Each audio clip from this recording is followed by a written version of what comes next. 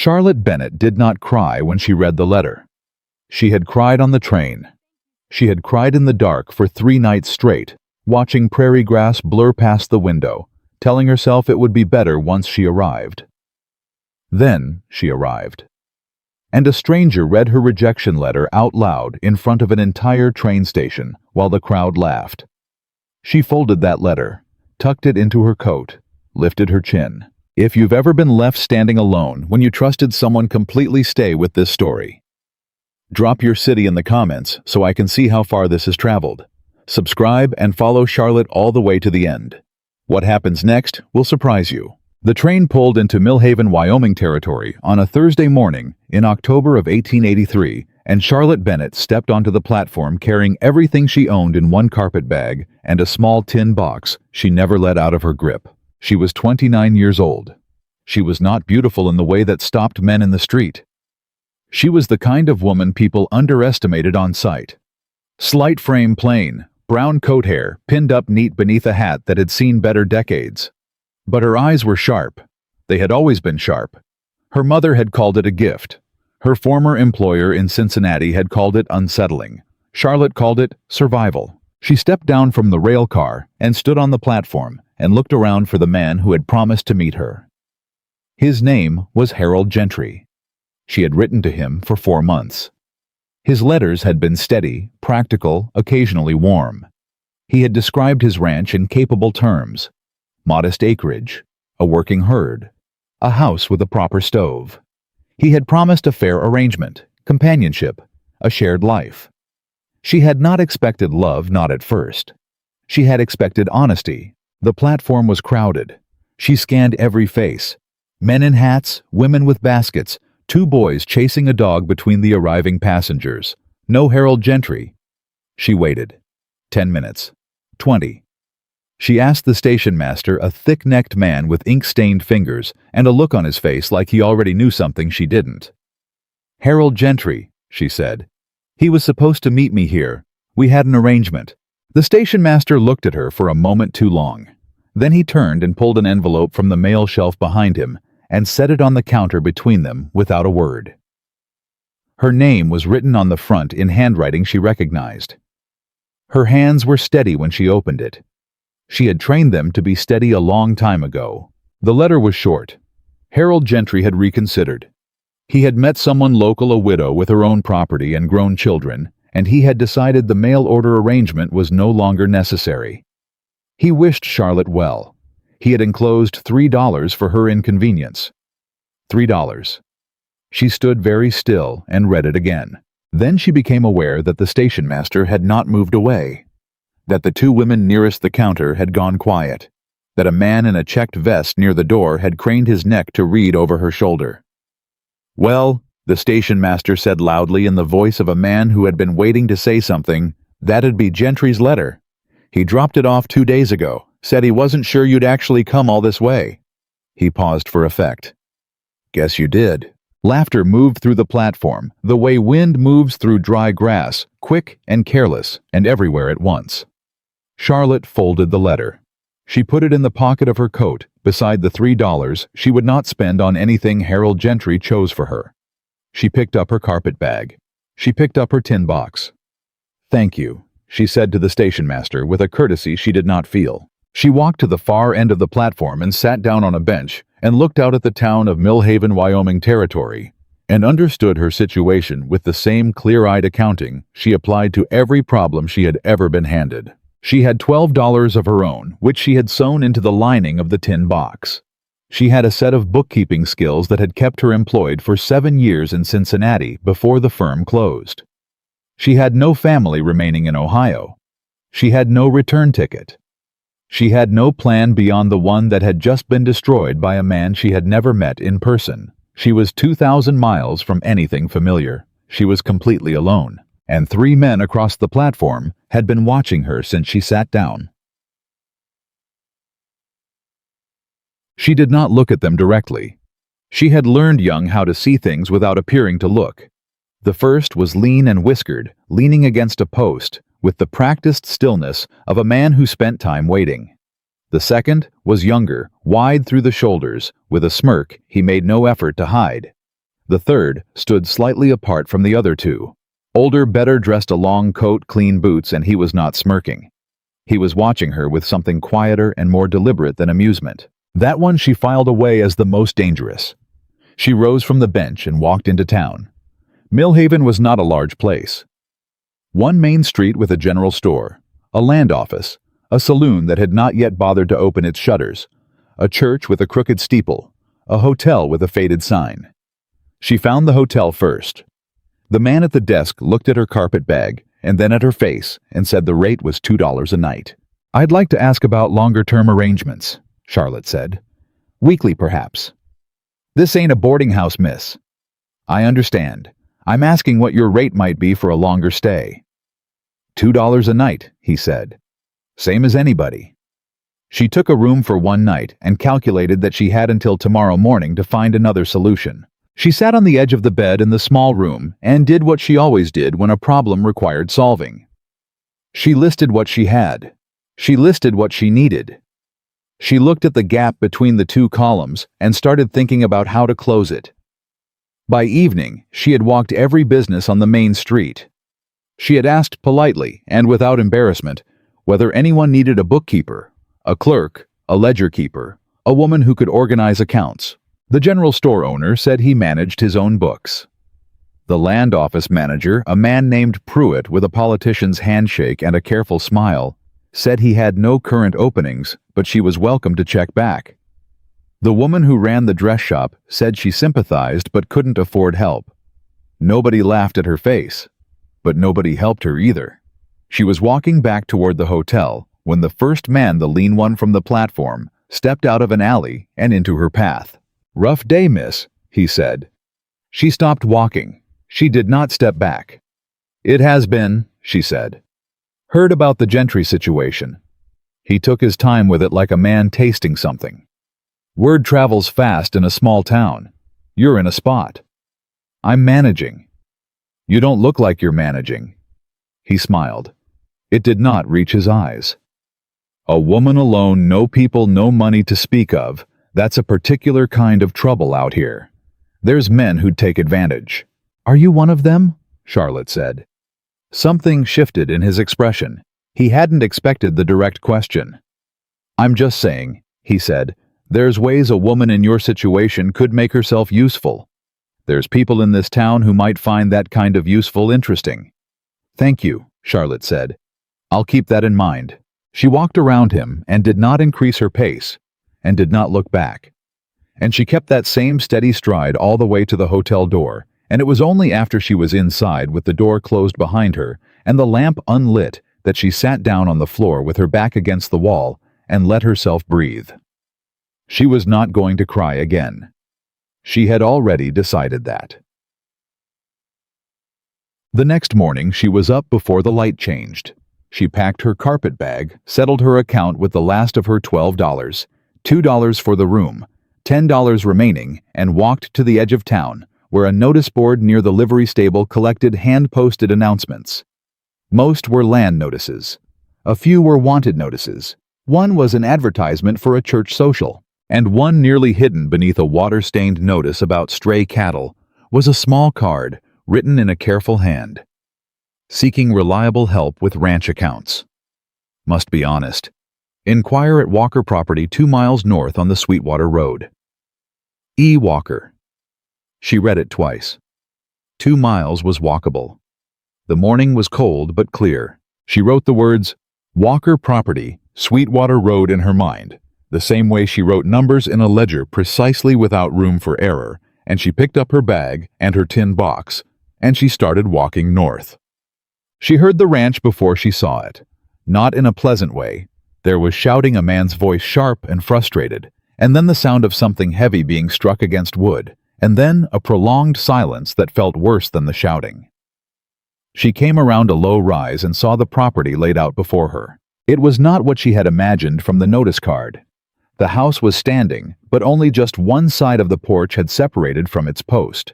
The roof over the barn showed daylight through 2 places she could see from here, and the corral fence on the east side was down in 3 sections. The yard was not untended so much as overwhelmed, the kind of place that had been worked hard by one person trying to do the work of several. A man stood in the middle of the yard with his back to her, one hand on his hip, staring at something in the corral. He was tall, broad through the back.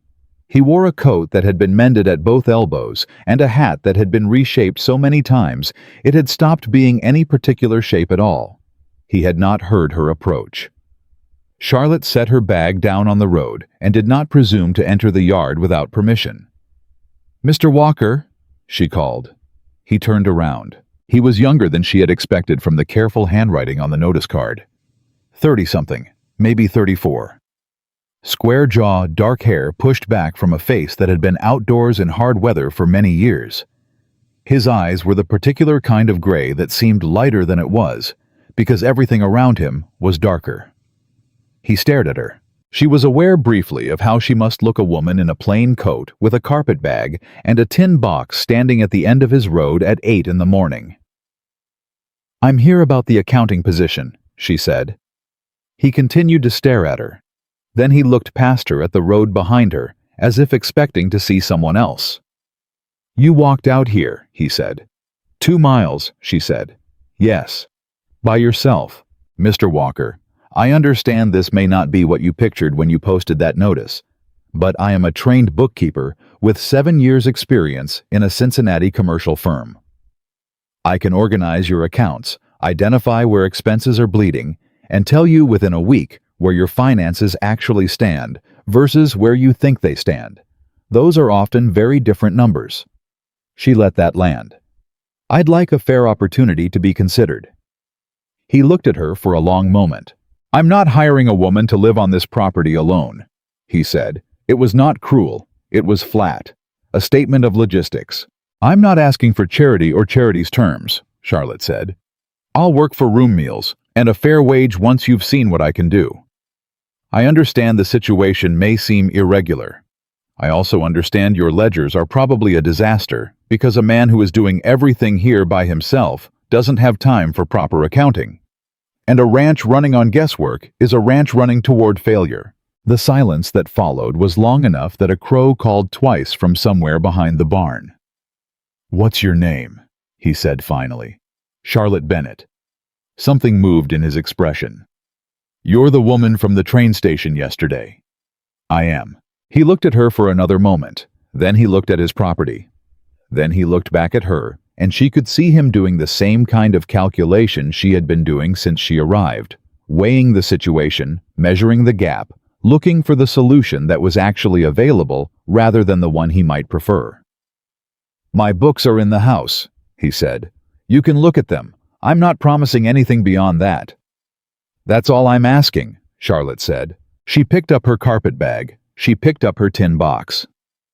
She walked into the yard of Ethan Walker's failing ranch, and she did not look back at the road behind her. The books were, as she had predicted, a disaster. Not through carelessness, she could see that immediately. Every entry was there. Every purchase, every sale, every debt. But they had been kept in 3 different ledgers by a man who had never been formally trained, and the system he had developed was idiosyncratic enough that it took her an hour simply to understand his notation before she could begin to read what it actually said. She sat at the kitchen table with a lamp and all 3 ledgers open while Ethan Walker did something outside involving a great deal of hammer noise. He had not asked her to leave. He had not asked her to stay. He had said the books are on the table and pointed and gone back to work. She appreciated that. A man who left her to work was a man who understood what work looked like. At the end of the 2nd hour, she set down her pencil and looked at what she had reconstructed. The ranch was in serious trouble, but it was not unsalvageable. The primary drain was a water contract. He was paying a neighboring landowner for access to a creek that ran along the south border of his property, and the rate had been raised twice in 2 years, to the point where it was consuming nearly a third of his operating income. There was also an equipment loan from a bank in Cheyenne that had accrued significantly more interest than the original terms should have produced, and the numbers didn't match the contract she found tucked in the back cover of the 3rd ledger. She read that contract 3 times. Then she read the payment records against it. Then she sat very still for a moment, because what she was looking at was not a mistake. "Mr. Walker," she called. She heard his boots on the porch, then the door. "What?" he said. Not a question. A man already tired. "Come look at this." He came to the table, and she turned the contract so he could see it, and then she set her own workings beside it, 2 columns of numbers, the terms as written and the payments as actually extracted. "This is your loan from Cheyenne," she said. "These are the terms you signed. This is what they've been taking from you." She put her finger on the discrepancy column. "They have collected $43 above the contracted rate over the last 18 months. Ethan Walker went very still. "You're sure?" he said. "I've checked it 4 times, Charlotte said. "I'll check it again if you want, but the numbers are what they are." He stared at the ledger for a long moment. When he spoke, his voice was quiet and controlled, in the way of a man who had learned to keep things inside because there was no one around to hear them. "That bank's in Cheyenne," he said. "Yes." "I'd have to go to Cheyenne, or write a very specific letter," Charlotte said. "I can draft it." A letter with this level of documented detail, with the exact discrepancies itemized, is harder to ignore than a man walking in and arguing. They tend to settle quietly when the paper is precise enough. He looked at her. "Who are you?" he said. And it was not the question it might have been from the man on the platform yesterday. It was something closer to genuine wondering. "I told you," Charlotte said. "Charlotte Bennett. I'm a bookkeeper." "Where'd you learn to do this?" "A firm called Hargrove and Associates. Commercial Accounts Estate Administration Contract Review. 7 years." She paused. "I'm very good at it." "Why are you in Wyoming?" She looked at him steadily. "You know why." "I heard the story," he said. "I'm asking your reason." Charlotte was quiet for a moment. "I had nothing left in Cincinnati," she said. "The firm closed. My parents are gone. I was practical about my choices. A marriage arrangement in the West seemed like a reasonable new beginning." She did not make it sound dramatic. It was simply what had happened. "Harold Gentry made a different choice. That doesn't mean I have to stop making mine." Ethan Walker looked at the ledger again. He looked at her work. He looked at the lamp on the table, and then out the window at the yard, where the fence was still down in 3 sections. "I've got a room off the kitchen," he said. "It's small, clean. You'd have to take your meals here, and there's no privacy beyond a door that latches." "That's fine," Charlotte said.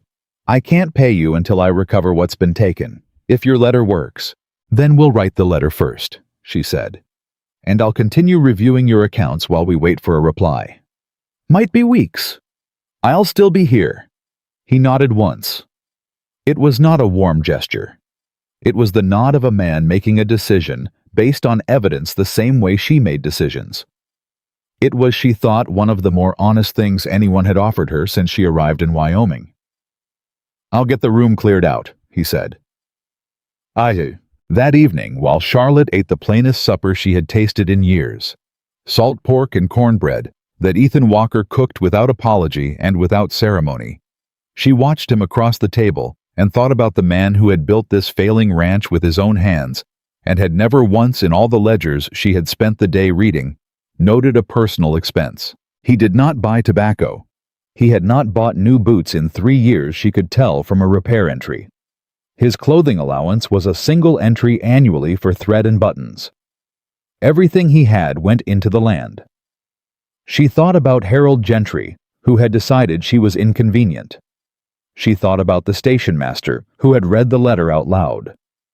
She thought about the man on the platform, who had offered her a different kind of usefulness.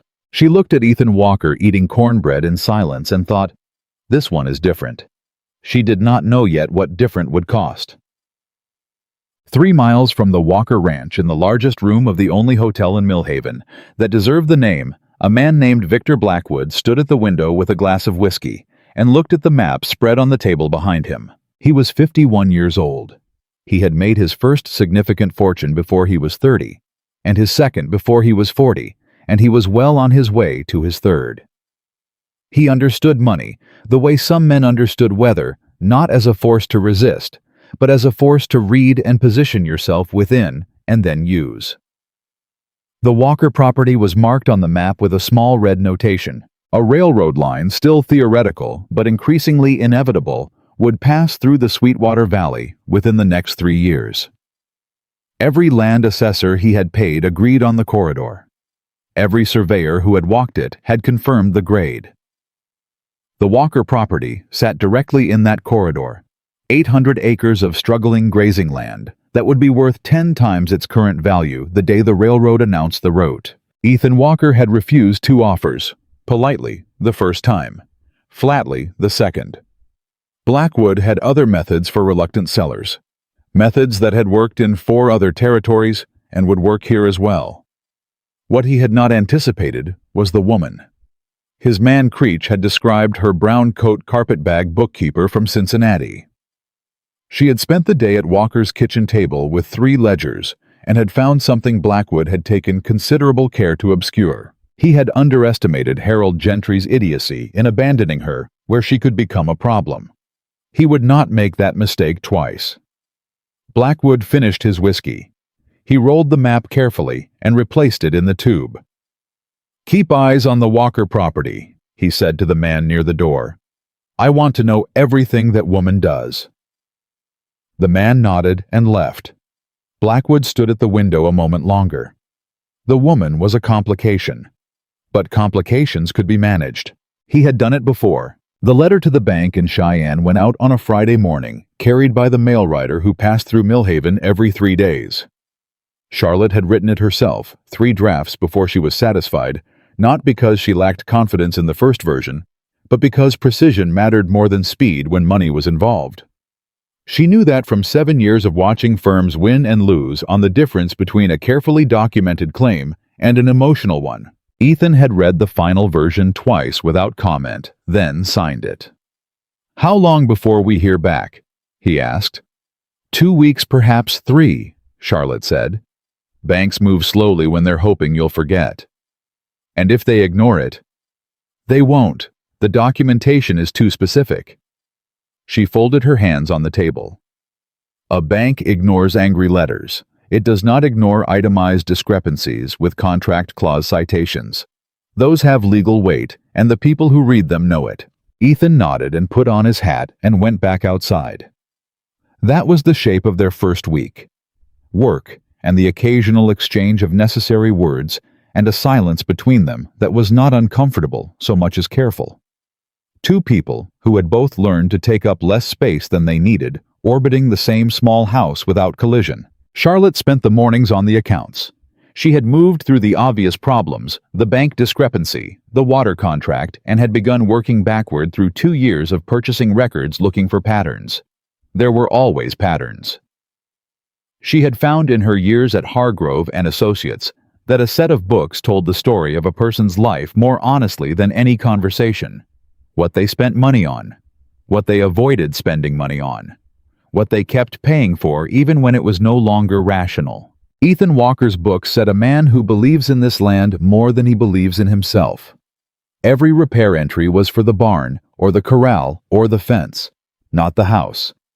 The house had been maintained to livable, and no further. But the working parts of the ranch, the parts that kept the cattle alive and the operation running, those he spent on without hesitation, even when the numbers said he couldn't afford it. She found a 3rd ledger she hadn't fully examined in the first pass. It was older, thinner, and tucked behind the other 2, as if he'd forgotten it was there. She opened it and found entries in a different hand rounder, more deliberate, a woman's hand, that predated Ethan's ownership of the property by several years. She stopped. She looked at the name on the inside cover. Margaret Walker. Household accounts. Walker Ranch, 1876. She closed it carefully and put it back exactly where she had found it. She did not mention it to Ethan. On the 8th day, Charlotte went outside, not because she had finished the book, she hadn't, but she had been watching Ethan work through the kitchen window for a week, and she understood with the same practical clarity she brought to everything that the accounts were only half the problem. A ranch did not fail purely because of bad bookkeeping. It failed because there were not enough hands and too many demands, and one man trying to carry it all would eventually drop something that couldn't be picked back up. She found him at the east fence line, which was still down in 3 sections, wrestling a post back into ground that had frozen at the top and resisted everything. "Tell me what to do," she said. He looked at her. "You ever fixed a fence post?" he asked. "No. It's not light work." "I didn't ask if it was light," she said. "I asked you to tell me what to do." He was quiet for a moment, the kind of quiet that was deciding something rather than refusing something. Then he handed her the far end of the post. "Hold this end level," he said. "Don't let it tilt. When I drive the top, the whole thing wants to shift right. Counter that." "All right." "You sure?" "Mr. Walker," she said, "I am holding the post." Something moved at the corner of his mouth. It was not quite a smile, but it was adjacent. They worked the fence for 2 hours. Charlotte's hands blistered through her gloves on the second section, and she said nothing about it, and she did not stop. By the end of the 3rd section, she had learned to anticipate the shift he'd described, and counter it without being reminded, and she caught him noting that without acknowledging that he'd noted it. "You pick things up fast," he said when they stopped for water. "I pay attention," she said. "Most people don't. Most people are thinking about what they're going to say next," Charlotte said. "I find it more useful to watch." He handed her the water back without speaking. But the silence had changed texture since the morning. It was less careful and more easy, the way silence gets between two people who have done a hard thing together and found they can. The trouble started as trouble in small towns usually does, with talk. Charlotte had been at the Walker Ranch for 10 days when she went into Millhaven for supplies. Ethan had given her a list and the use of the wagon and $3 from the ranch account for flour and salt and a new strap for the harness. It was a practical errand, and she undertook it practically with the list in her pocket and no particular expectations about how it would go. The general store was managed by a man named Holt, who was polite in the distant way of men who had already formed an opinion about you and were being civil despite it. He filled the order without comment. But the 2 women at the counter, when Charlotte entered, stopped their conversation and watched her in the specific way of women who intended for her to know she was being watched. She was paying when one of them, older with a hat that had a great deal of opinion in its brim, said loudly enough to address the room, "Heard you've taken up at the Walker place." Charlotte counted her change. "That's right." "Funny thing, a single woman living at a single man's ranch. Folks are talking." "Folks in small towns usually are," Charlotte said. "I find the ones talking loudest are generally the ones with the least to do." The woman drew breath in a way that suggested the conversation was not over. Charlotte picked up her supplies and left. She was halfway to the wagon when Pruitt, the land office manager with the politician's handshake, appeared at her elbow.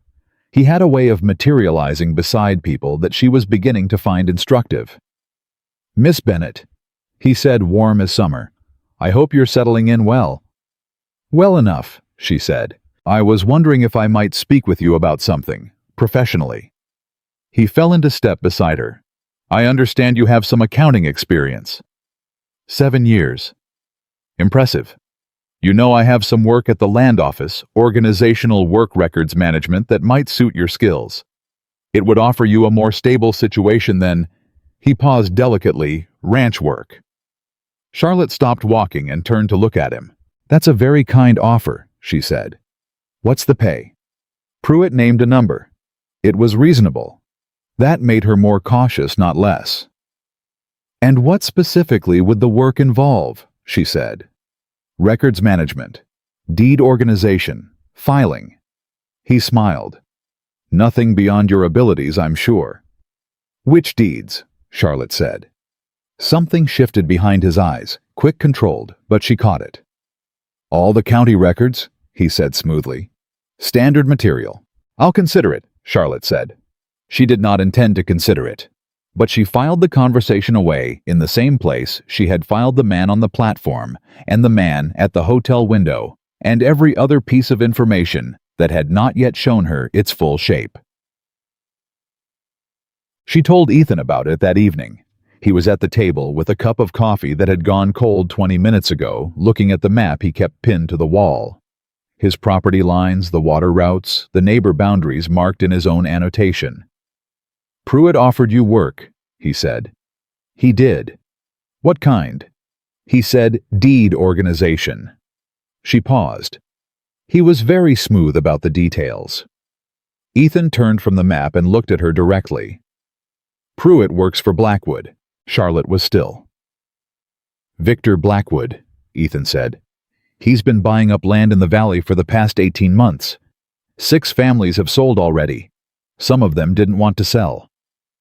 He said that last part in a particular way that she understood to mean the selling had not been entirely voluntary. "He's made me 2 offers. Both times Pruitt delivered them." "What does Blackwood want with the valley?" Charlotte asked. "Railroad," Ethan said simply. "There's a line coming through. Nobody's officially announced the route, but the land buying isn't subtle if you know what to look for. And your property is in the corridor. Right through the middle of it."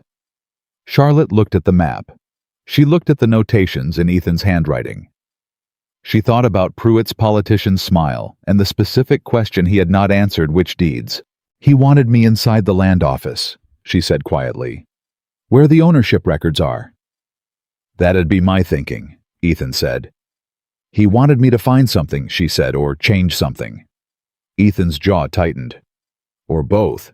The silence between them had a different weight now. Not the comfortable working silence of the fence line, but something harder and more serious. Charlotte felt it settle on her shoulders like the cold, and she did not shrug it off, because this was the kind of weight that needed to be felt clearly before you decided what to do with it. "I found discrepancies in your bank contract," she said. "That could have been negligence. Unlikely, but possible." She met his eyes. "If Blackwood is connected to the bank as well as the land office, it isn't negligence." Ethan said nothing. "It means someone has been systematically draining your operating income," Charlotte said, "to push you toward a forced sale." Still nothing from him. But his hands on the table had gone very still. "How close are you," she asked, "to not being able to hold on?" He looked at her for a long moment. It was the look of a man deciding whether to tell the truth. 3 months, he said. "Maybe 4 if the winter's mild." "Then we need to move faster than I thought," Charlotte said. She was back at the books before dawn the next morning. She was not looking at expenses anymore. She was looking at patterns, the timing of the interest overcharges, the dates the water contract rate had been raised, whether those dates corresponded to anything else in the valley. She had asked Ethan the night before for whatever he knew about his neighbors' situations, and he had told her more than she expected, because it turned out he had been paying quiet attention for months without knowing what he was looking at. The Hendersons had sold in March. The rate on their water access had tripled in February. The Garcias had sold in June. Their equipment loan had gone into unexpected default in May. A default Garcia had told Ethan bitterly that he still didn't fully understand. The pattern was not subtle once you knew to look for it. She had 4 pages of notes by the time Ethan came in from the morning chores. He looked at the pages and then at her, and did not say anything because he understood that she was working, and the result of that work mattered more than any comment he could offer. She appreciated that about him. Increasingly. "I need to know who holds the water contract," she said without looking up. "Not the name on the paper. Who actually benefits from it?" "Man named Cowell," Ethan said. "He owns the South water rights. Has for years." "Is Cowell connected to Blackwood?" Ethan was quiet for a moment. "I don't know," he said. "But Cowell bought a new house last spring, right after he raised my rate the second time." Charlotte wrote that down. "I need to see the original deed for your property," she said, "the one that establishes your water access rights. It's in the tin on the shelf." She found it. She read it carefully. She read it again. Then she set it on the table beside her notes and sat back and thought about what she was looking at. "Ethan," she said. He was at the door pulling on his coat. He turned. "Your deed," she said, "includes an easement, a legal right-of-way to the creek on the south border." She put her finger on the relevant clause. You have been paying for access to water that you are legally entitled to use for free. The room went very quiet. Say that again, Ethan said. The water contract Cowell sold you, Charlotte said, keeping her voice steady and precise, is legally unenforceable. You had access rights to that water before Cowell owned the adjacent property. The easement predates his ownership by 12 years. He cannot charge you for access that the deed already guarantees. Ethan walked back to the table. He read the deed. He was not a trained reader of legal documents, but he was a careful man, and she watched him work through the relevant clause with the same concentrated attention he brought to everything that mattered. He looked up at her. I've been paying him for 3 years, he said. Yes. That money is recoverable, Charlotte said, if we document it properly and present it to the right authority. She paused, which is exactly what we are going to do. Something crossed Ethan Walker's face that she had not seen there before.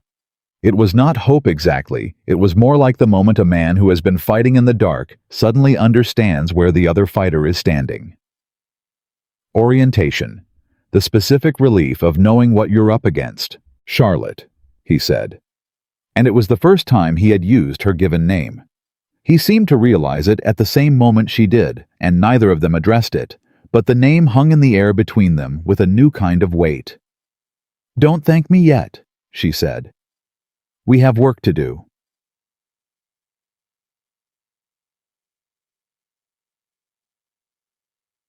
The second week dissolved into labor so consuming that Charlotte lost track of what day it was, twice which she considered a mark of focus rather than disorganization. She drafted a formal complaint against the water contract, documenting the easement, the overcharges across 3 years, and the total amount owed. She drafted a supplemental letter to accompany the first Cheyenne correspondence, adding the new evidence of systematic manipulation. She worked until the lamp guttered on 3 different nights, and on all 3 nights she heard Ethan get up and add oil to the lamp without being asked, without comment, and go back to his room. She noticed that. During the days she worked the ranch alongside him, it was not what she had intended.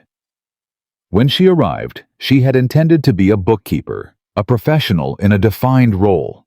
But the property needed more than 2 hands, and she had 2 more, and she was not built for sitting still while work went undone around her. She learned to read the cattle by their movement. Ethan taught her not with explanation so much as example, pointing once and letting her figure out what she was looking at. She learned which animals needed watching and which were steady. She learned to read the sky the way he read it, not as weather, but as schedule, what it permitted today, what it was promising for tomorrow. She fell once hard, repairing a section of roof on the smaller outbuilding.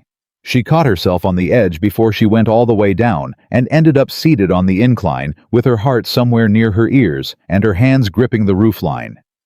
Ethan was up beside her before she had fully registered what had happened. You all right? He said, and his hand was on her arm, not tentative, just steadying the way you'd steady a fence post. Yes, she said. Her voice was perfectly even. Her heart was not. You sure? I said yes, Mr. Walker. He kept his hand on her arm for one more moment. Then he let go. Watch the 3rd shingle from the left, he said. It's loose. I see it, she said. They finished the roof. On the 14th day, something happened that changed the temperature of everything. A boy came to the ranch in the late afternoon, 12 years old. Tom Garcia, son of the family that had sold in June. He came on foot, which meant he had walked 3 miles, and he was out of breath, and his face was tight with something between urgency and fear. Ethan met him at the gate. Mr. Walker, the boy said, my pa sent me. He says to tell you Blackwood's man came to the Hendersons yesterday. They wouldn't leave. So Blackwood's man Creech, he burned their north pasture fence last night. Ethan was very still. All of it, he said. All the north section. Took down the wire too. The boy swallowed. Mr. Henderson says he can't afford to rebuild and keep the cattle in, and without the north pasture in spring he can't... He stopped. He can't hold through to summer. Ethan finished quietly. That's what my pa said. Tom looked at the ground. There's others too. The Coleman's well had something wrong with it last week. 3 cattle died. They don't know what got in the water, but... He didn't finish that either. Charlotte had come to stand behind Ethan, and she heard all of it, and she felt a cold move through her that had nothing to do with the October wind. This was not opportunism. This was not even ruthlessness in the ordinary commercial sense. This was a campaign planned methodical designed to break families one at a time in the spaces between decisions where there were no witnesses and no legal recourse, and just a man looking at his ruined fence in the dark, understanding that someone had made the decision for him. Tell your father I'll come by tomorrow, Ethan said to the boy. Tell him to hold. After the boy left, Charlotte and Ethan stood in the yard without speaking for a moment. He's accelerating, she said. Yep. That means something changed. Something made him feel he needed to move faster. She thought about Pruitt's offer at the wagon, the careful smile, the unspecific question about which deeds. He knows about the documents. Ethan turned to look at her. Not specifically, she said. But he knows I'm here, and he knows what I do, and he understands that a trained bookkeeper living on your property is a problem for the kind of arrangements he's been running. She met his eyes. We're in a race now. How long do we need? The bank response could come any day, she said. The water contract case is documented. What I don't have yet is proof of the connection between Blackwood and the bank. If I can establish that it doesn't just protect your property, it protects everyone he's done this to. Where do you find that kind of proof? The land office, she said. Silence. That's why Pruitt wanted you there. Ethan said slowly. He wanted me there to manage or remove something, which means something is there to find. Charlotte kept her voice level. I need to get into those records. Pruitt won't let you near them now. Not through Pruitt, she said. The county records are public. Not all of them, and not without a request, but enough. She paused. There's a woman at the county records office. I saw her when I first walked through town. She was cataloging deed transfers. If she's honest, she may not even realize what she's been filing.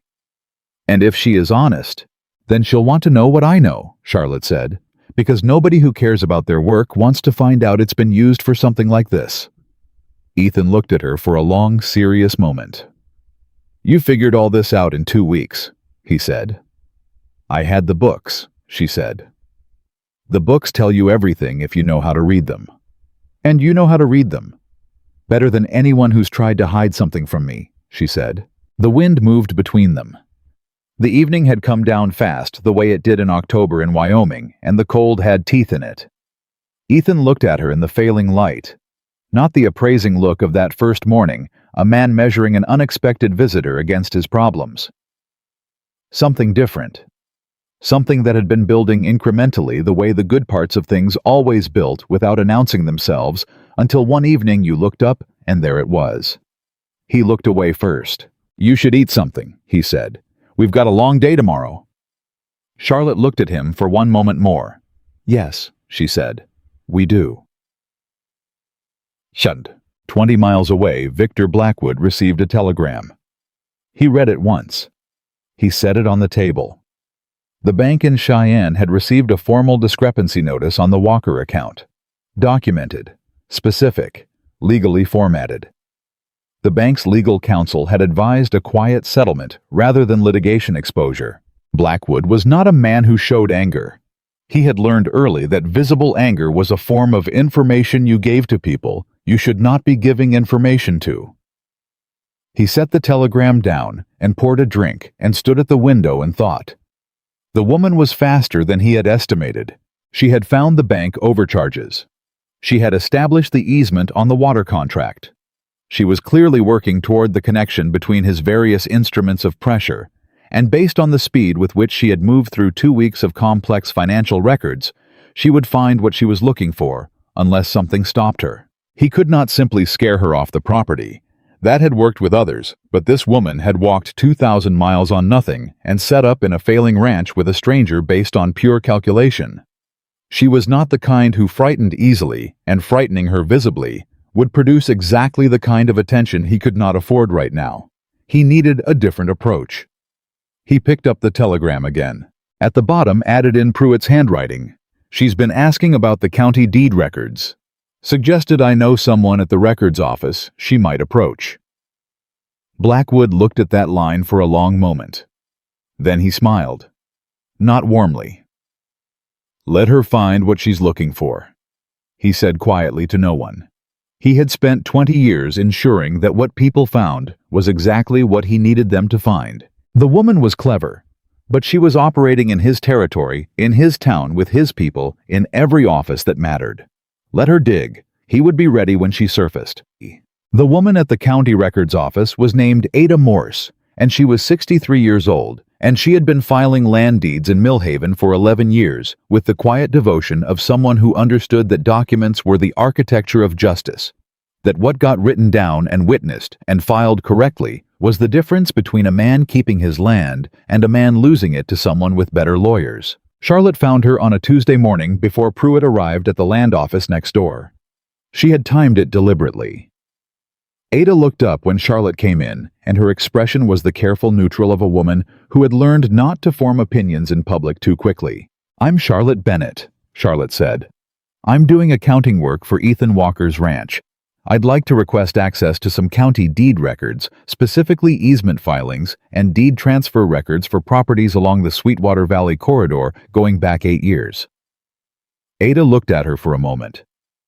That's a broad request, she said. I know, Charlotte said. I can narrow it if that helps. I'm primarily interested in transfers that occurred in the last 2 years, and any easement modifications filed against original deeds from before 1875.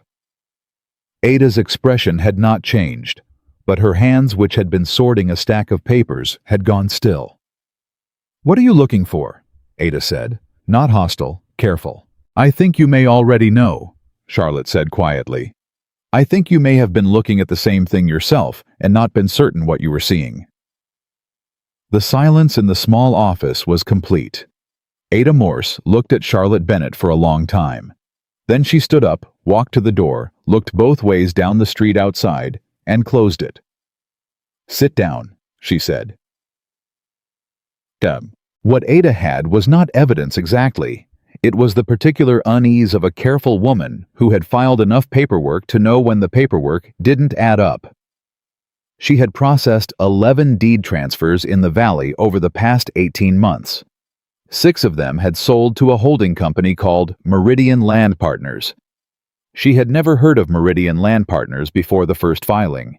She had asked Pruitt about it once, and he had smiled and said it was a regional investment group and everything was in order. But 3 of those transfers had included easement modifications, quiet amendments buried in the supporting documentation that altered original water and access rights that had been established in the valley's founding land grants. Ada had filed them because they were properly signed and notarized. She had not slept well on any of the nights that followed. Show me the Meridian filings, Charlotte said. Ada pulled them from a separate drawer, not the main filing cabinet, Charlotte noted. A separate drawer locked. Ada had been keeping them apart from the general records. Whether she had been protecting them or isolating them, the result was the same. Charlotte read the first transfer, then the second, then the third more slowly. The notary seal on all 3 was from the same office, the same individual.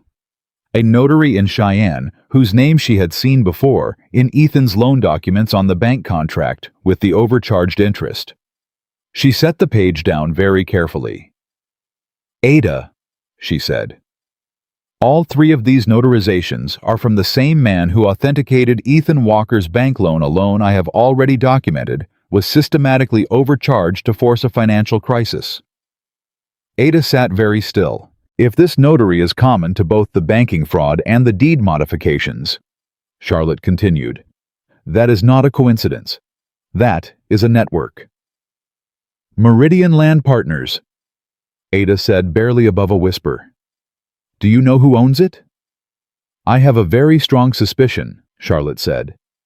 But I need the incorporation filing. Where would that be registered? Cheyenne, Ada said. The Territorial Business Registry.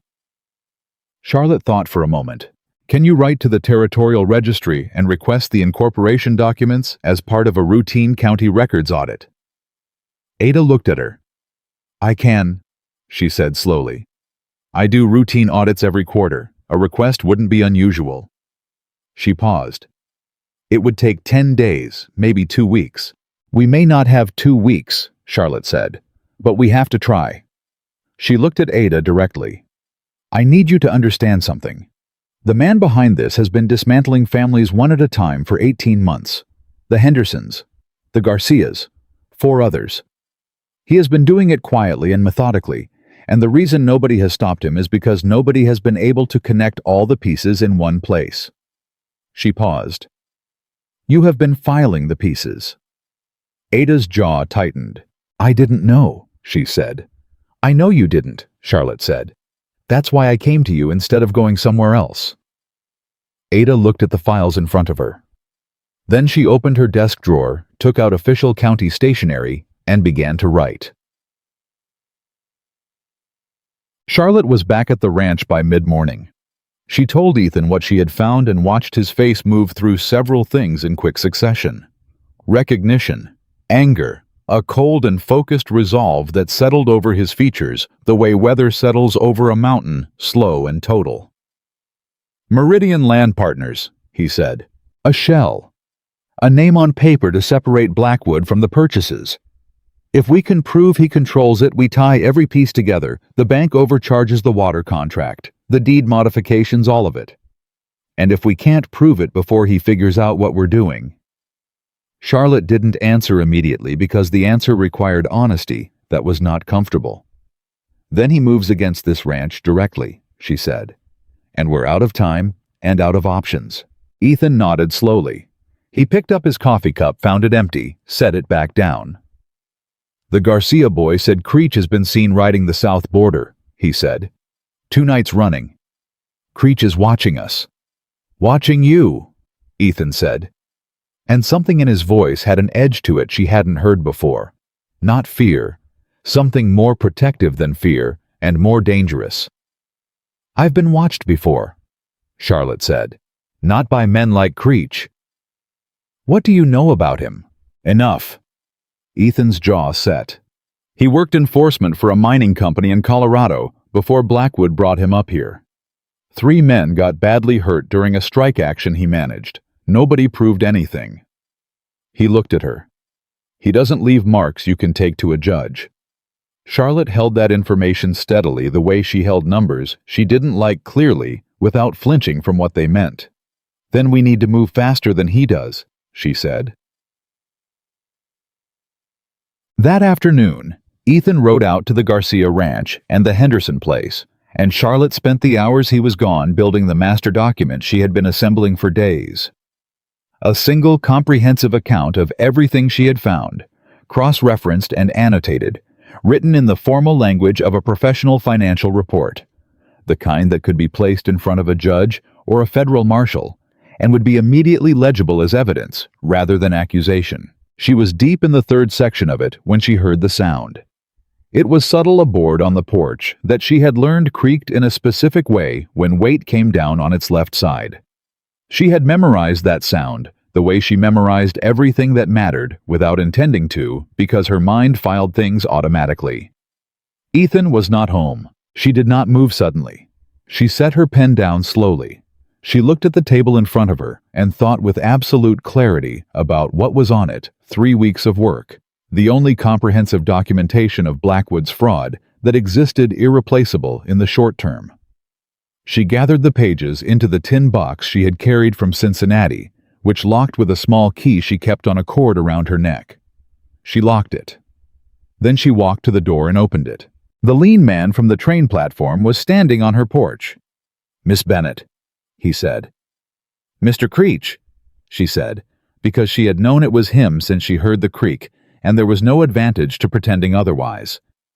He was not smiling this time. He held his hat in his hands in the gesture of a man presenting himself as civilized, and everything about him was the same kind of civil that a drawn knife could be described as polished. Nice morning, he said. What do you want? Just a conversation, he said. Mr. Blackwood wanted me to pass along an offer. He understands you've been doing some financial work for Walker. He appreciates that kind of talent. He paused. He'd like to hire you. Charlotte said nothing. The pay would be considerably better than whatever Walker's giving you, Creech said, and the situation would be considerably more comfortable. And the work would involve, Charlotte said, records management, he said, organization, the kind of thing you're already doing just for a better employer. Pruitt's exact offer, different mouth, same script.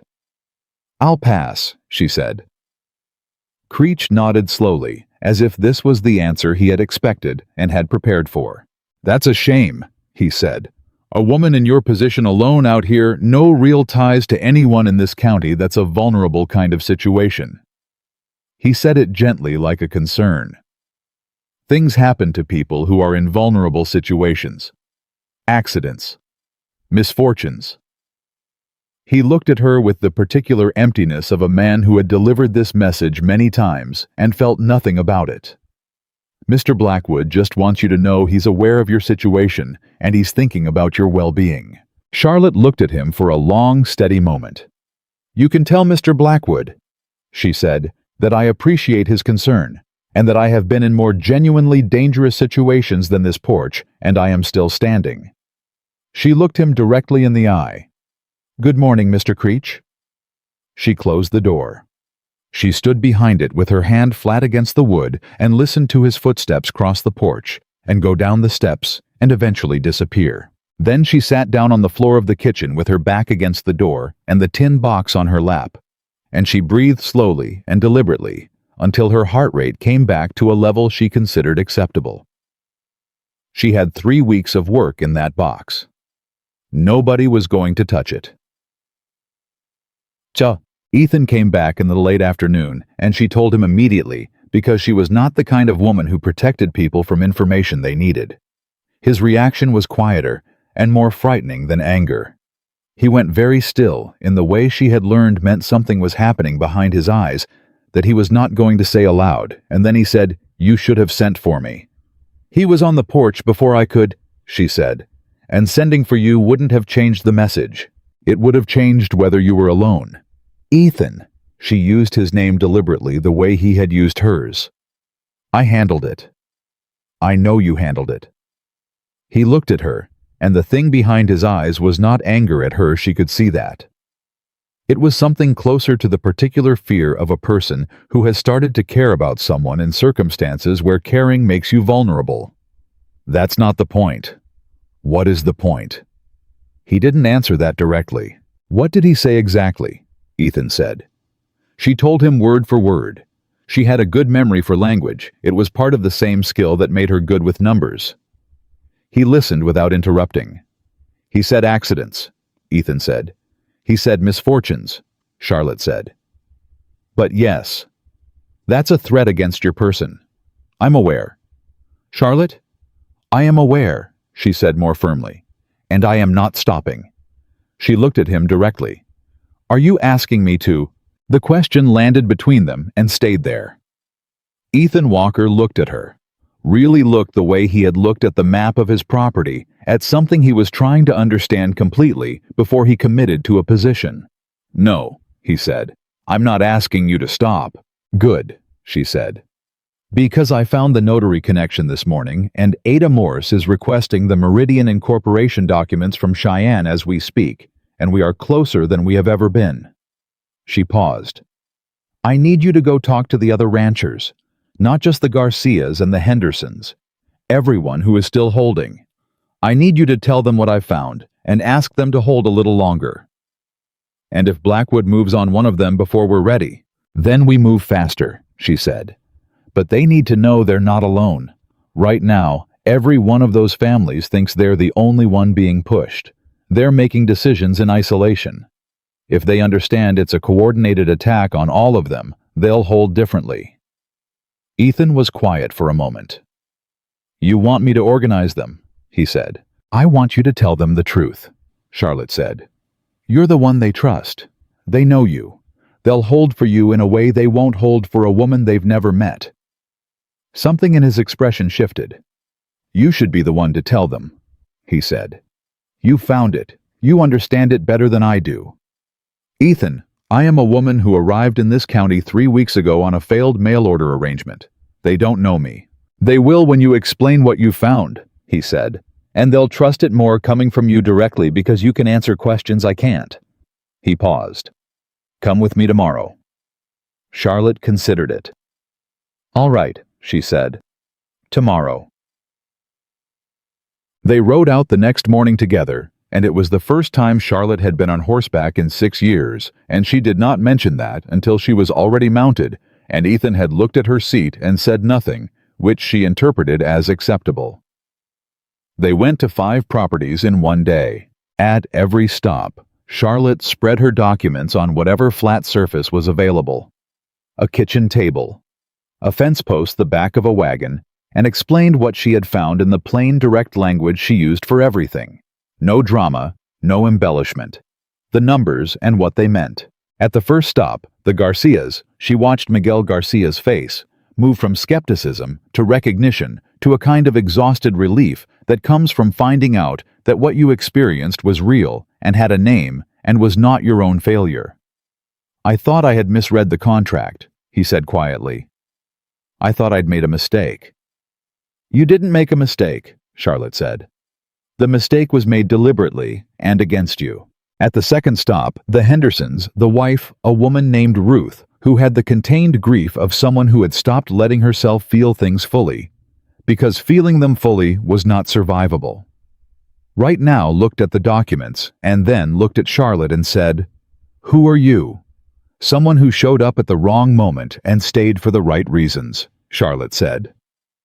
Ruth Henderson laughed for the first time from the sound of it in a long time. By the 5th stop, Charlotte had developed a rhythm to the presentation, a sequence that moved people from confusion to understanding to determination in the span of 20 minutes. She watched Ethan watch her do it, and she did not watch him back because watching him watch her was a distraction she couldn't afford. But she was aware of it. On the ride home, they were quiet for a long stretch. The late afternoon was cold and gold, and the kind of beautiful that Wyoming could produce without effort when it wasn't killing you. "You were right," Ethan said finally. "They needed to hear it from you." "They needed to hear it from someone who could answer the numbers questions," she said. "That's not all it was." Charlotte looked ahead at the road. "You have a gift for making people feel like their situation makes sense," he said. "Most people can't do that." "Numbers always make sense," she said. "Once you know how to read them." "I'm not talking about the numbers," Ethan said. She didn't answer that, but she felt it settle somewhere she hadn't expected. The letter from Cheyenne arrived on a Thursday 16 days after Charlotte had first written it. It was not from the bank's general correspondence office. It was from the bank's legal department, and it was careful and formal, and said in measured language that a review of the Walker account had identified administrative errors in interest calculation, and that the bank would be issuing a corrective credit of $43 to the account within 30 days. $43. Exactly what Charlotte had documented. Ethan read the letter twice. Then he set it on the table and looked at it the way a man looks at something he had stopped believing was possible. "They paid," he said. "They settled," Charlotte said. "Which is better? A settlement is an admission." "It's $43. It's proof," she said, "that the system worked when someone documented it correctly, and it's one piece of a larger case." She paused. "The Meridian Incorporation documents should arrive within the week.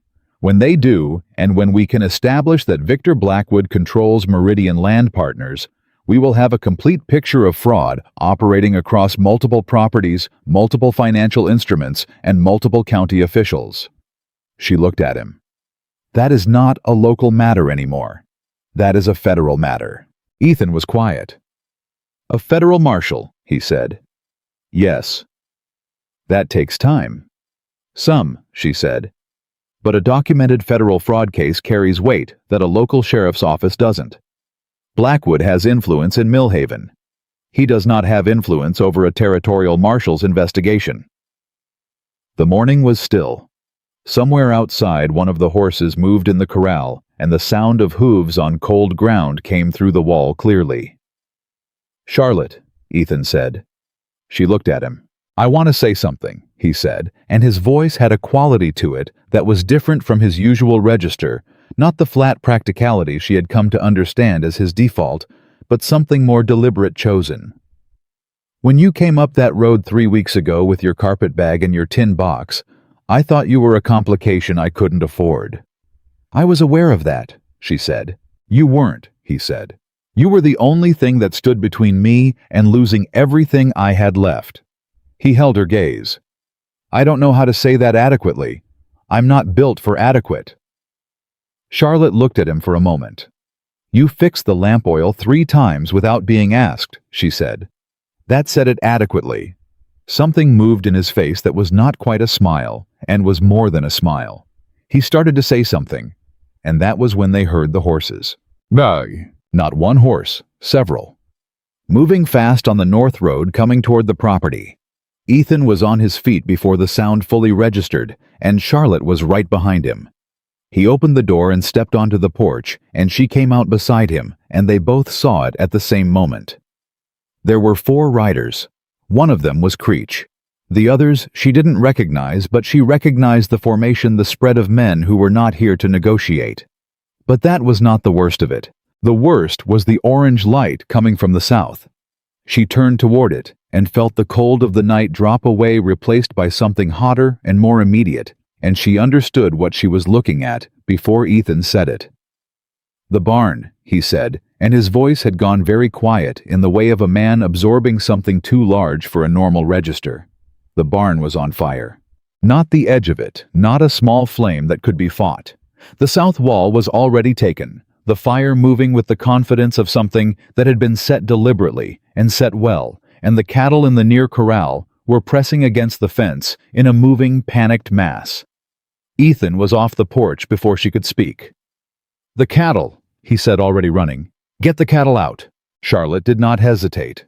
She went right toward the corral gate because someone had to, and Ethan was going for the animals nearest the barn wall, and she understood the geometry of the problem without being told the fire would move north with the wind. The corral gate was the only exit point, and if the cattle couldn't get out, they would press the fence until it broke or until the heat reached them. She hit the gate latch at a run. It was padlocked. She stared at it for one fractured second. Then she turned and looked for something, anything, and she found the fence post driver leaning against the corral rail where Ethan had left it 2 days ago, and she picked it up and swung it at the hasp with everything she had. It took 4 hits. 4 hits that went through her arms and her shoulders and her teeth.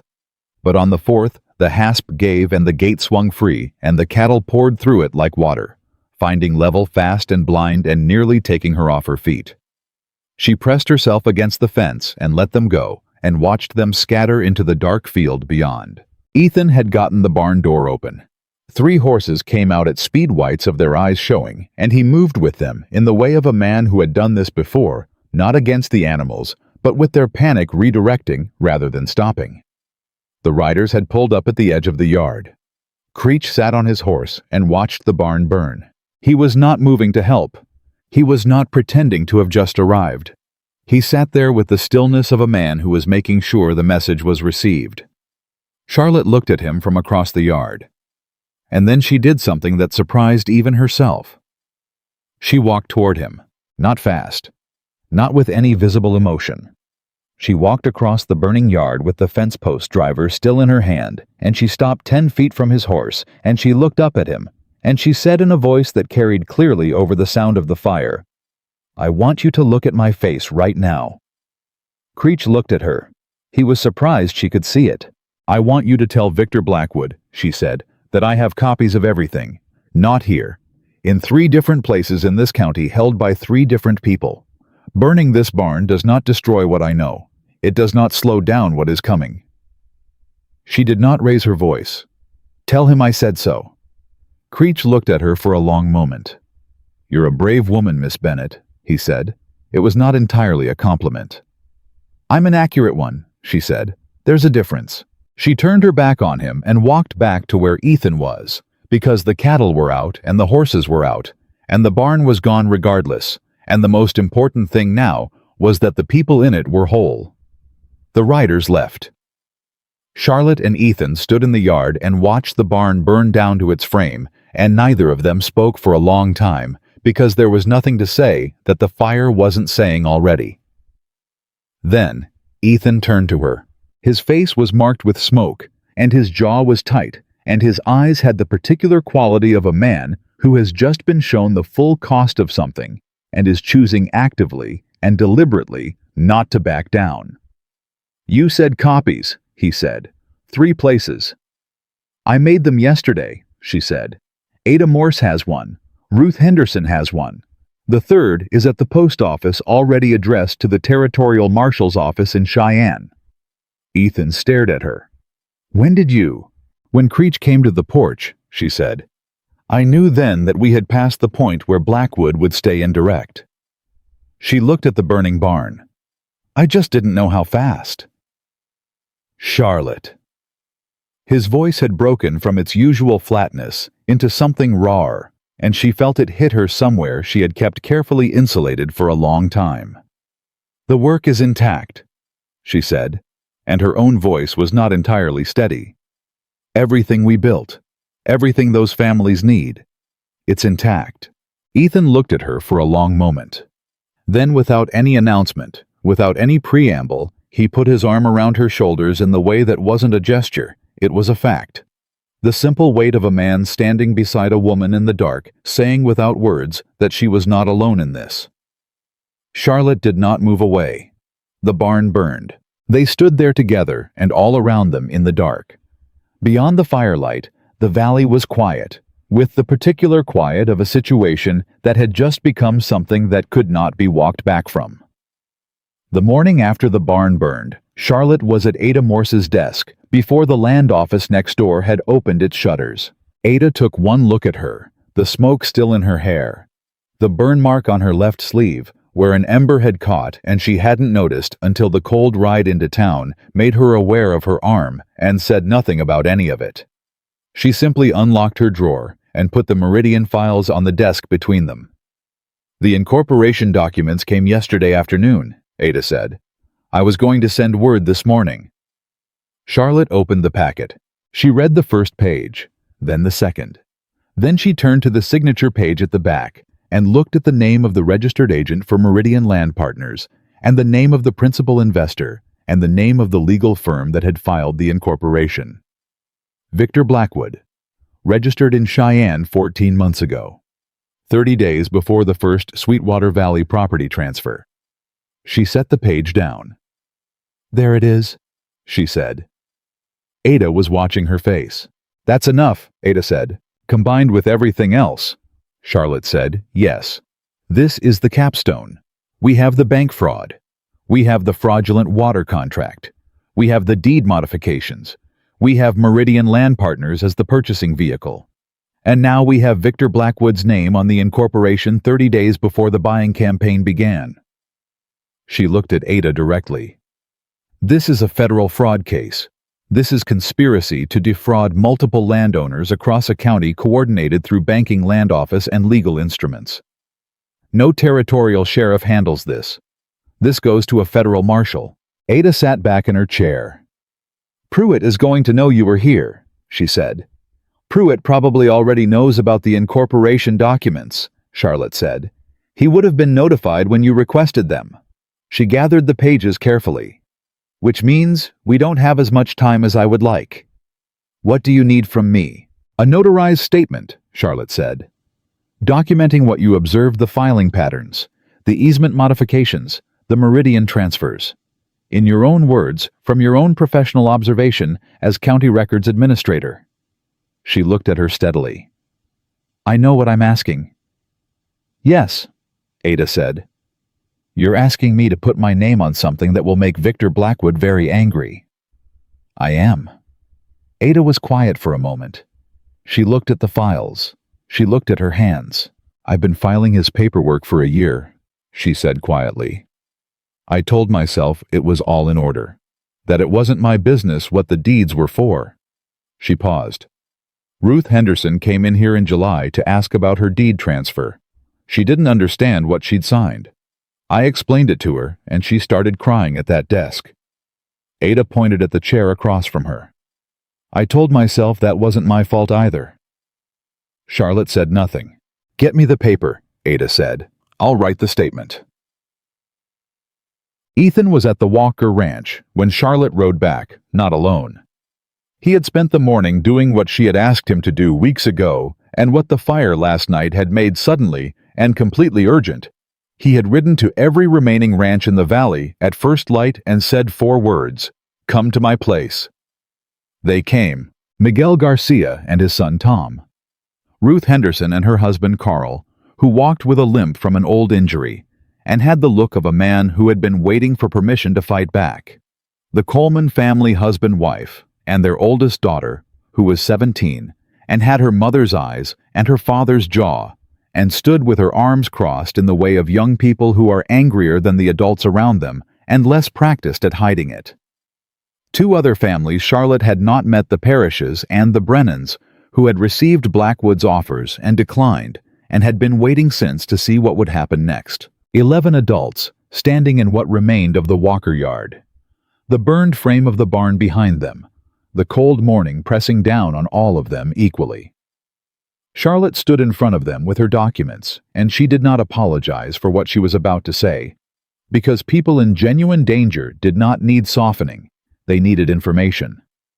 She told them everything, not a summary, everything. The bank overcharges, the water contract fraud, the easement modifications, the Meridian Land Partners Incorporation, the railroad corridor, the timeline of coordinated pressure.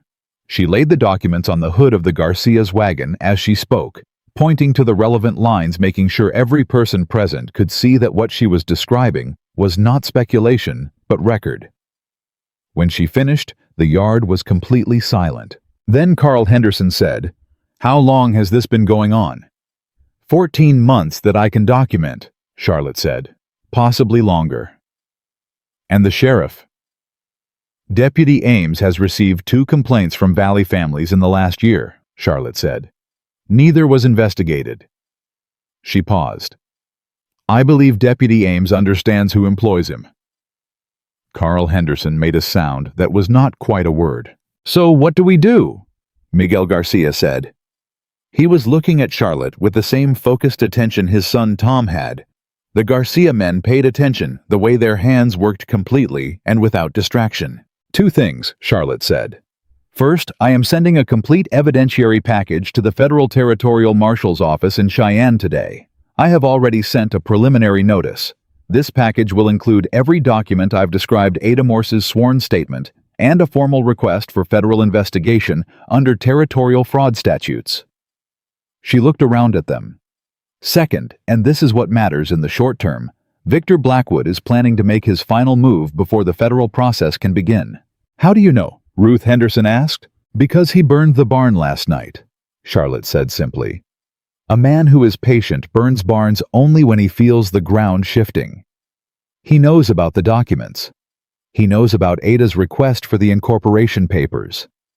He is going to try to complete his purchases and establish legal possession of as many properties as possible before a federal marshal can freeze the transactions.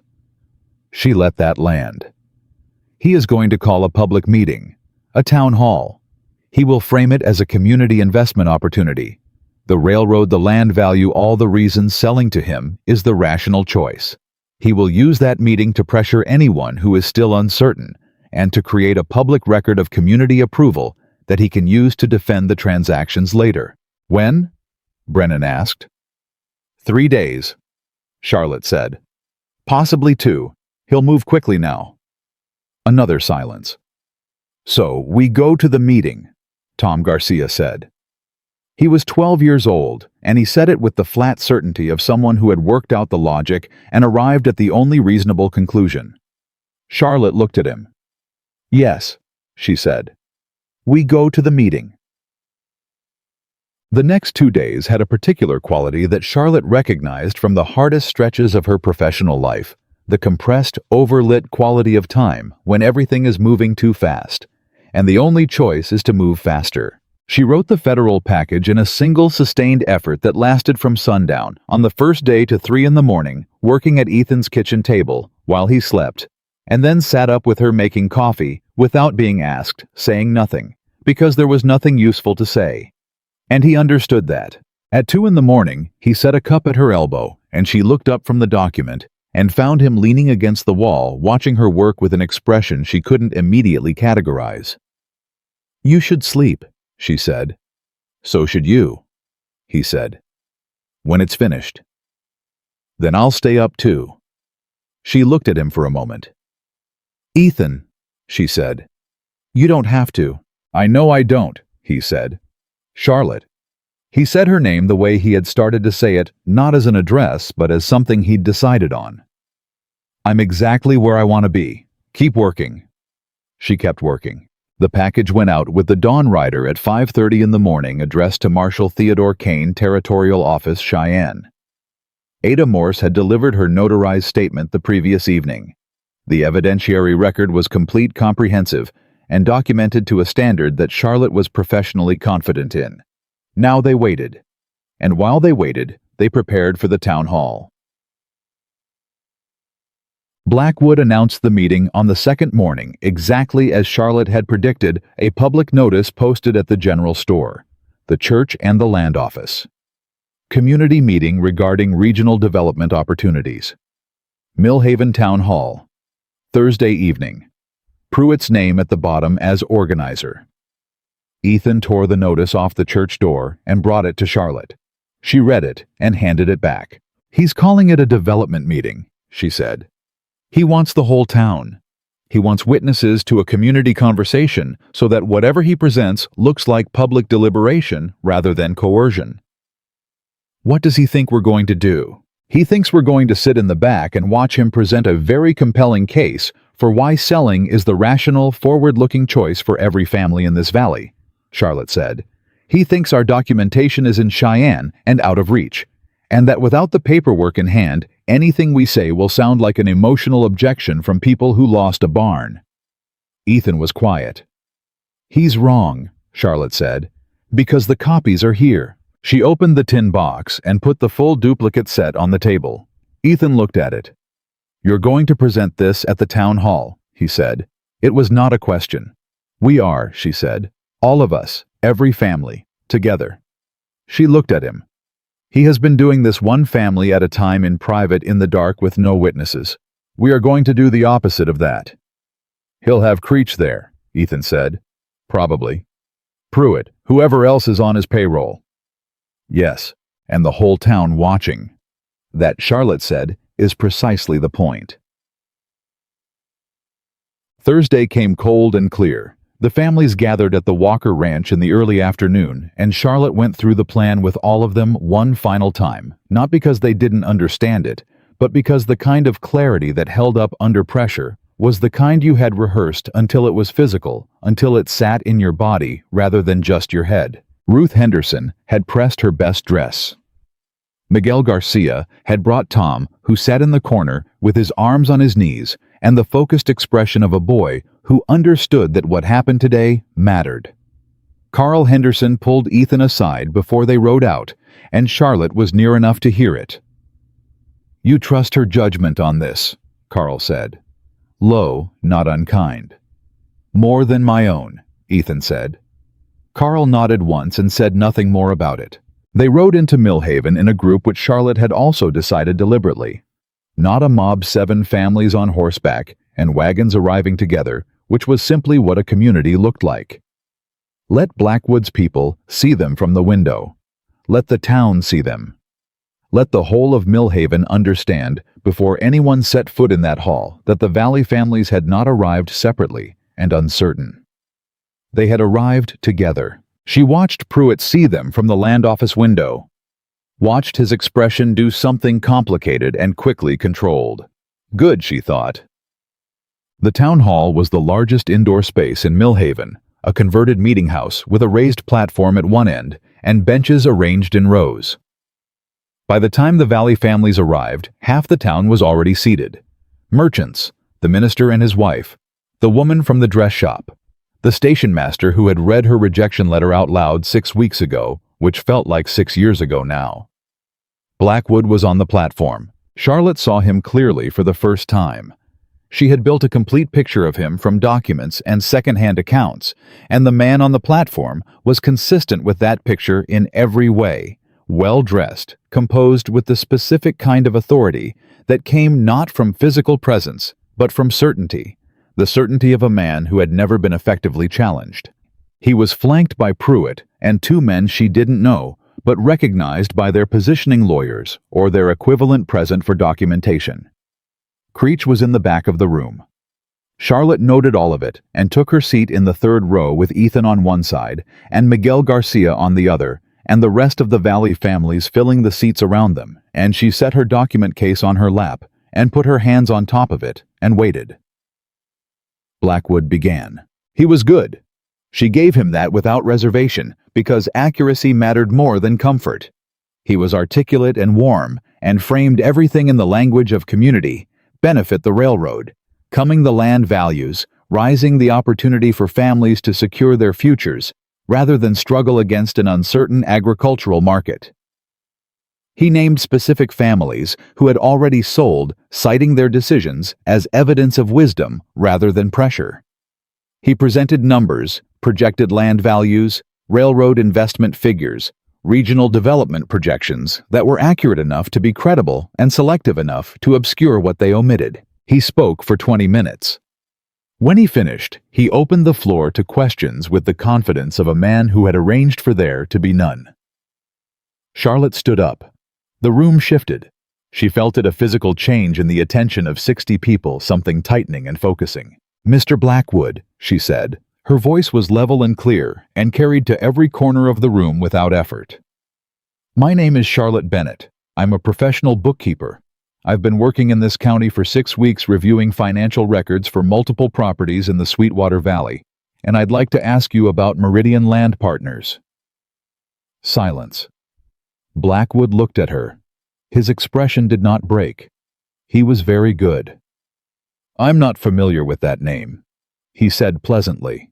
"That's interesting," Charlotte said, "because your signature is on the incorporation documents as principal investor, and those documents were filed 30 days before Meridian began purchasing Valley properties." She opened her case. "I have the incorporation filing here if you'd like to see it." Something moved in the room.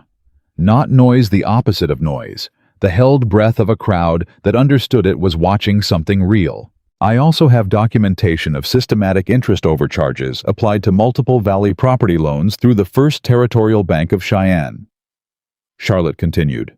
"Documentation of a fraudulent water access contract applied against a property whose original deed establishes a pre-existing easement, making that contract legally unenforceable, and records of deed modification filings that altered original land grant easements without the knowledge or informed consent of the affected property owners."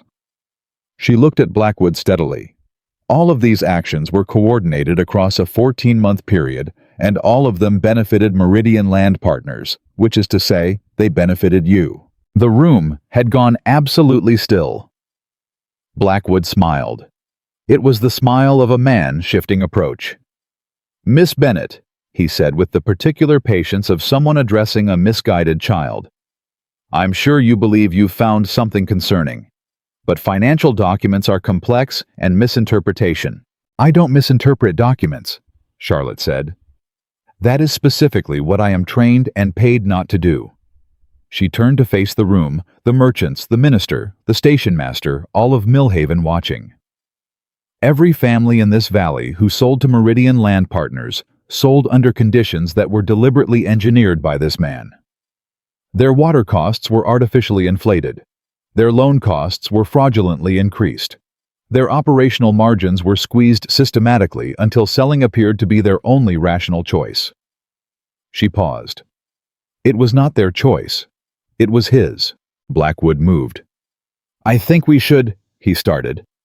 "I'm not finished," Charlotte said. It was quiet, clear. Not a shout and not a plea.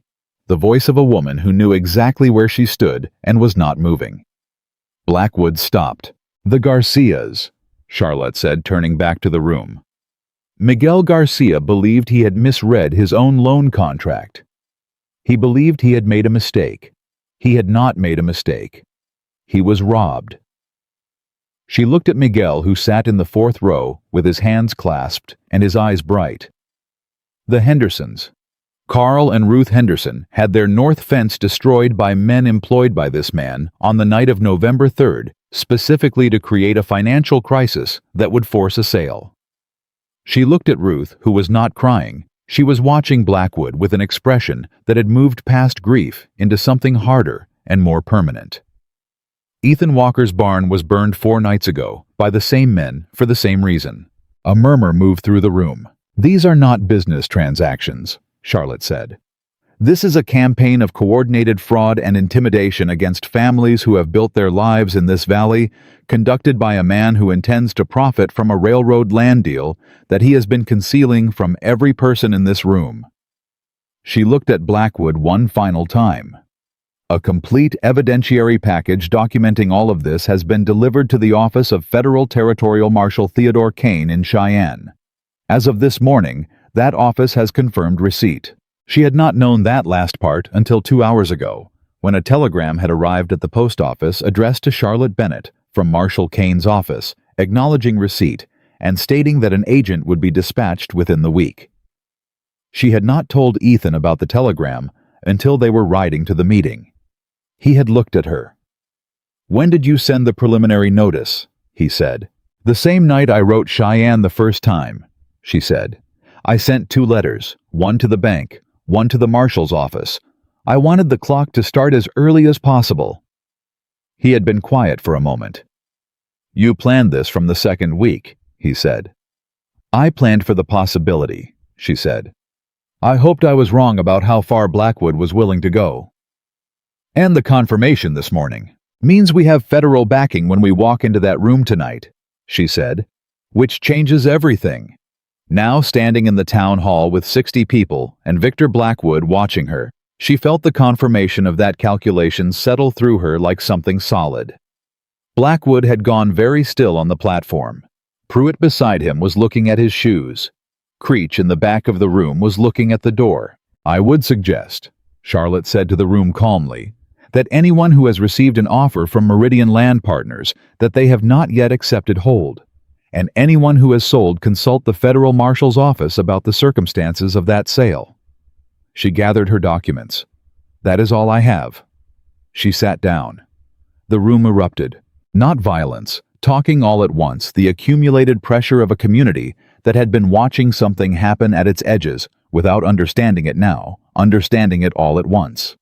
The minister was on his feet. 3 merchants were talking simultaneously. The station master, who had read her rejection letter out loud 6 weeks ago, was looking at her with an expression she did not bother to interpret. Blackwood tried to speak twice and was talked over both times. On the 3rd attempt, his voice came out louder, and the room quieted enough to hear him, but the quality of the room's attention had changed completely. They were no longer an audience. They were a jury. "These are serious accusations," Blackwood said, and his voice had lost the warmth and gained something harder underneath. "Without due legal process." "The legal process has begun," Charlotte said from her seat. "That is what I just told you." Someone in the room laughed, not cruelly, the specific laugh of a crowd that has just watched something complicated become simple. Ethan's hand found hers under the edge of the document case. Not a dramatic gesture. Just a hand covering hers briefly and completely, and then letting go. She did not look at him. She didn't need to. Blackwood left the platform 12 minutes later. Pruitt followed him. The 2 lawyers gathered their papers and exited through the side door without meeting anyone's eyes. Creech was already gone. What remained in the town hall for the next hour was something Charlotte had not fully anticipated, though she should have the community doing what communities do when the thing that has been dividing them quietly is suddenly named and visible. People talking to each other across distances that had been maintained for months. Ruth Henderson and the woman from the dress shop in a conversation that had started as shock and moved into something more like recognition. Miguel Garcia explaining to the minister exactly what had happened to his loan in language so clear and specific that the minister's expression moved through several stages of moral outrage. Tom Garcia found Charlotte near the door. "Did it work?" he said, 12 years old, direct as a compass needle. "It started working tonight," Charlotte said. "The rest will take a little time." "How long?" "Weeks, maybe. The marshal has to come investigate, formally file charges. These things move through a process." Tom considered this. "But Blackwood can't do any more buying while the marshal's looking at him," he said. "No," Charlotte said. "He cannot." Tom nodded, satisfied, and went back to his father. They rode home in the dark, just the two of them, the Valley families having dispersed to their own properties, with the particular lightness of people who have been carrying something heavy for a long time and have just been allowed for the first time to set it down. The night was clear and very cold, and the stars over Wyoming were the kind that made you aware of how much sky there was and how small the things that had felt enormous actually were measured against all of it. For a long time, neither of them spoke. Then Ethan said, "You knew about the marshal confirmation before we left?" "Yes." "You waited until we were riding over to tell me." "I didn't want you to change anything about how you were going into that room," Charlotte said. "You needed to go in as yourself, not as a man who already knew the outcome." He was quiet for a moment. "That's a strange kind of trust," he said. "It's the only kind I know how to give," she said.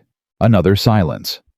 Easier than any silence between them had been, which was saying something because their silences had been getting easier for weeks. "Charlotte," he said. "Don't," she said gently. "I haven't said anything yet." "I know what you're going to say," she said, "and I'd like you to wait." He looked at her in the dark. "Wait for what?" "Until this is finished," she said. "Until the marshal has come, and the case is formal, and Blackwood is dealt with, and the Valley families are on solid ground." She paused. "I don't want what I feel about you to be mixed up with what happened tonight. I want it to be its own thing." The dark moved around them. The horses walked. "You feel something about me," Ethan said. "Ethan?" "That's all I'm saying. You feel something about me." She looked straight ahead at the road. "Go home," she said. "We're going to the same place," he said. "Then ride quietly," she said. He did. But she could hear in his silence that he was not even slightly unhappy about how the conversation had ended, and she found, despite everything, that she was not either. Home. Victor Blackwood sat alone in his hotel room with the telegram on the table in front of him. He had received it an hour before the town hall meeting and had gone to the meeting anyway, because retreating was not his nature, and because he had believed until 20 minutes into Charlotte Bennett's presentation that he could still control the room. He could not control the room. The telegram was from his attorney in Cheyenne, who had learned through channels that the territorial marshal's office had received a formal evidentiary filing and had assigned an agent. The agent's name was Harlan Cross, who was known in legal circles in the territory as a man who did not settle for the easy interpretation of a case. Blackwood read the telegram again. Then he looked at the window and the dark outside it, and the town of Millhaven that had watched a woman he had underestimated stand up in a public hall and dismantle 14 months of careful construction in 22 minutes. He had made an error. He had seen her as a complication to be managed. He had not seen her as a threat to be taken seriously until she was already everywhere in the bank records and the county files. In the families he had been working, one by one, binding them together in ways he had not anticipated. Because a woman alone with a carpet bag and a tin box was not the kind of thing you anticipated. He picked up his pen. He began to write a letter to his attorney. There were still options. There were always options for a man with his resources. But they were narrower now than they had been a week ago, and narrower still than they had been a month ago, and the direction of travel was not in his favor. He sealed the letter. He looked at the telegram one final time. Charlotte Bennett, the telegram said, was the named complainant on the federal filing. He had burned the wrong thing. Marshal Harlan Cross arrived on a Tuesday, 11 days after the town hall meeting, on the morning train from Cheyenne. Charlotte was at the station. Not because she had been waiting. She had been at the post office, filing a supplemental document for the federal case, and she heard the train and walked over because she wanted to see his face before he saw her. She had learned in 6 weeks in Wyoming Territory that the first moment of meeting told you more about a person than the next hour of conversation. Cross was a compact man in his 50s, weathered in the way of someone who had spent decades outdoors making decisions. He stepped off the train and looked at the town with the specific attention of a man cataloging what he was walking into. Not suspicious, professional. The same way she read a set of books taking inventory before forming conclusions. He spotted her before she spoke. She didn't know how. She was standing with a dozen other people on the platform, and he looked at the crowd once and then looked at her and walked directly over. "Miss Bennett," he said. "Marshall Cross," she said. "How did you know?" "You're the only person on this platform holding a document case," he said. She looked down at her hands. "Fair enough," she said.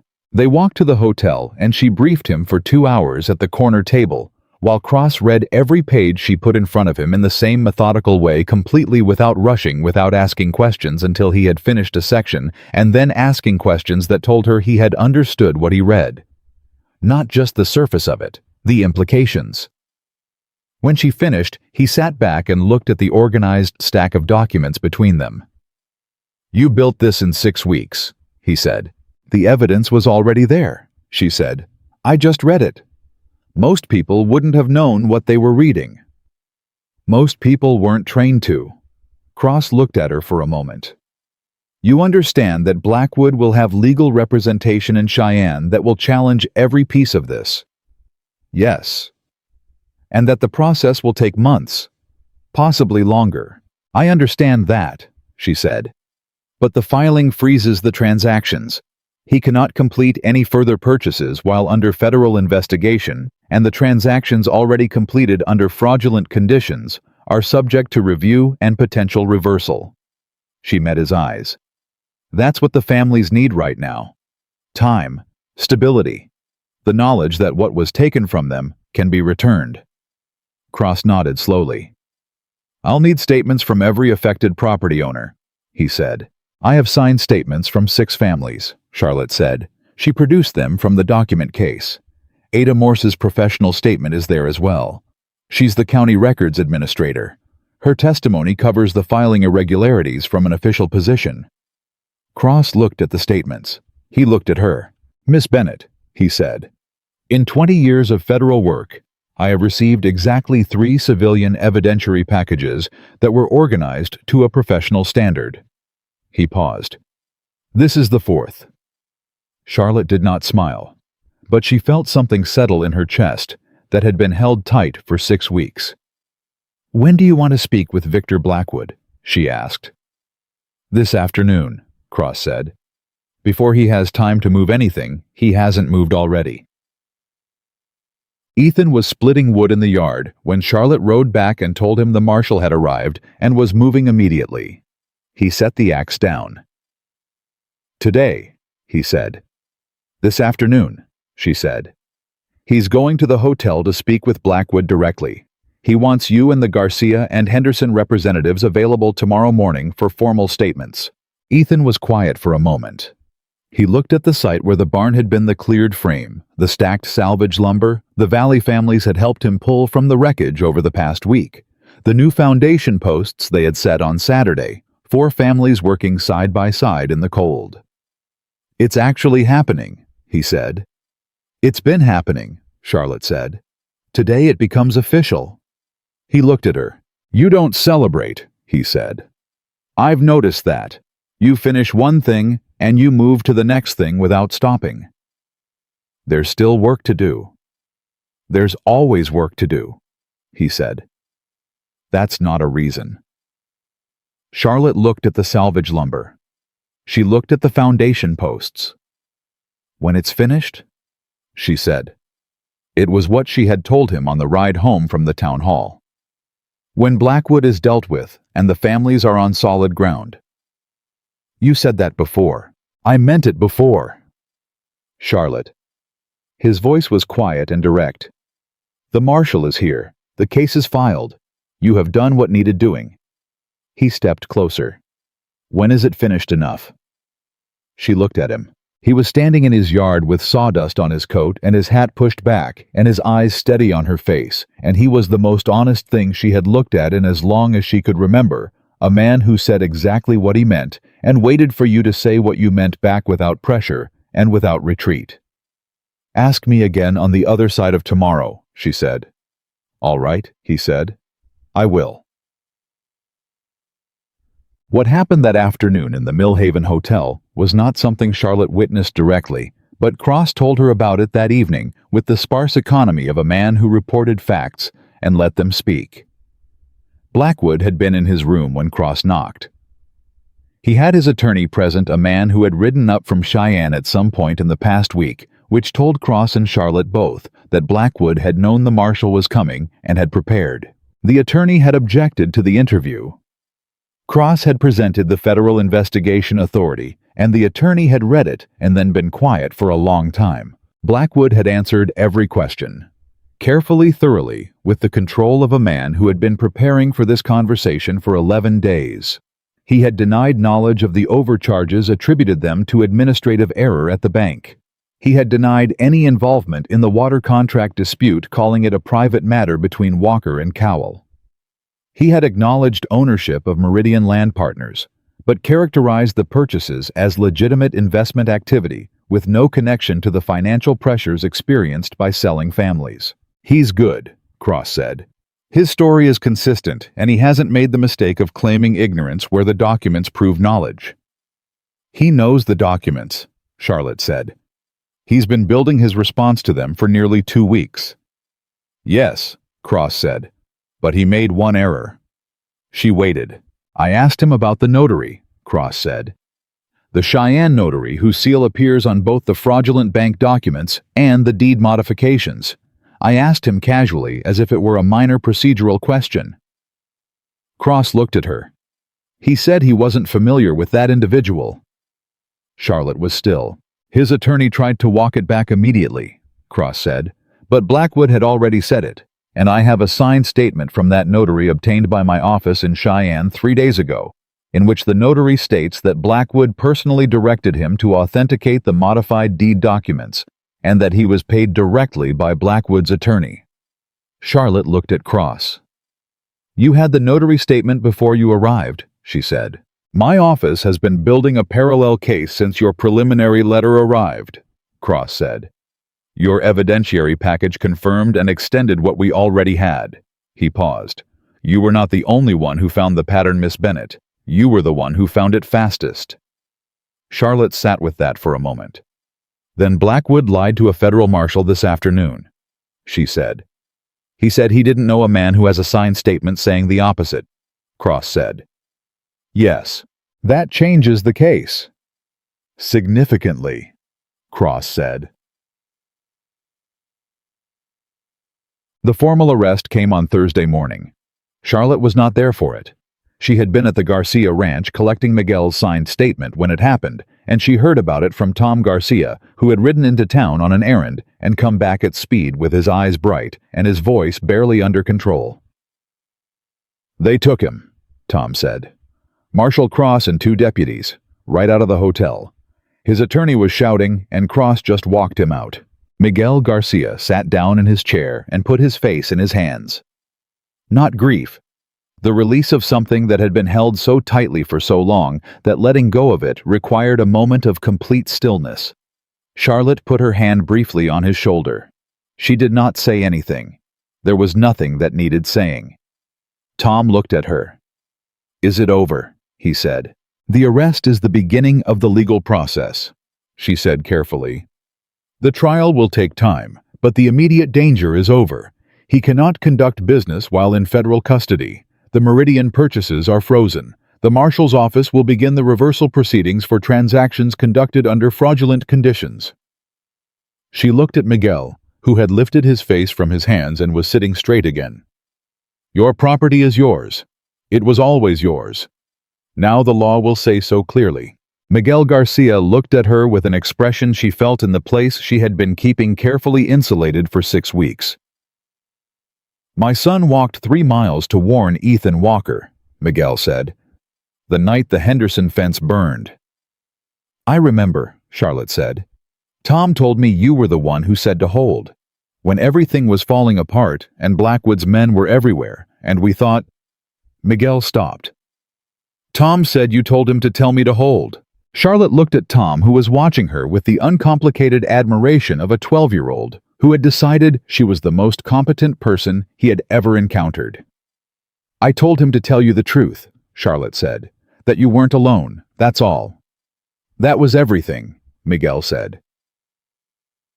Pruitt resigned from the land office that same Thursday, effective immediately, which Cross noted in his report as consistent with consciousness of guilt, and which the town of Millhaven interpreted as the town of Millhaven interpreted everything through a full day of conversation at the general store and the church steps and every other place where people gathered to process information. Deputy Ames was placed on administrative suspension, pending review of his conduct regarding the 2 uninvestigated complaints from Valley families.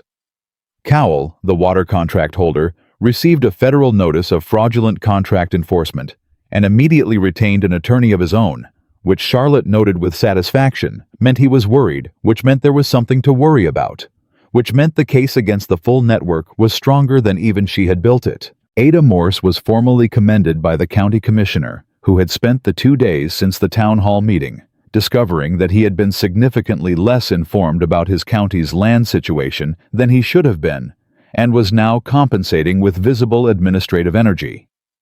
Charlotte tracked all of it from the Walker Ranch, where the new barn had been going up since Saturday. The Valley families had come together the way people come together, when the thing that was separating them has been removed, not with speeches or ceremony, but with tools and lumber and the practical language of construction. Carl Henderson brought his oldest boy. Miguel Garcia brought Tom and his 2 brothers. The Brennan family sent 3 men and a wagon of lumber they had been holding for their own repairs, and redirected without being asked. Ethan worked alongside all of them, and Charlotte watched him move through the work with the particular quality she had been watching for months. A man in his right place, doing his right work, surrounded by people who trusted him. Not because he demanded it, but because he had earned it. The only way it could be earned, which was by showing up and not leaving. On the 2nd day of building, Ruth Henderson came to stand beside Charlotte, who had been handing up planks and doing the less skilled work without making anything of it. You're staying, Ruth said. Not a question. Charlotte looked at the barn frame going up.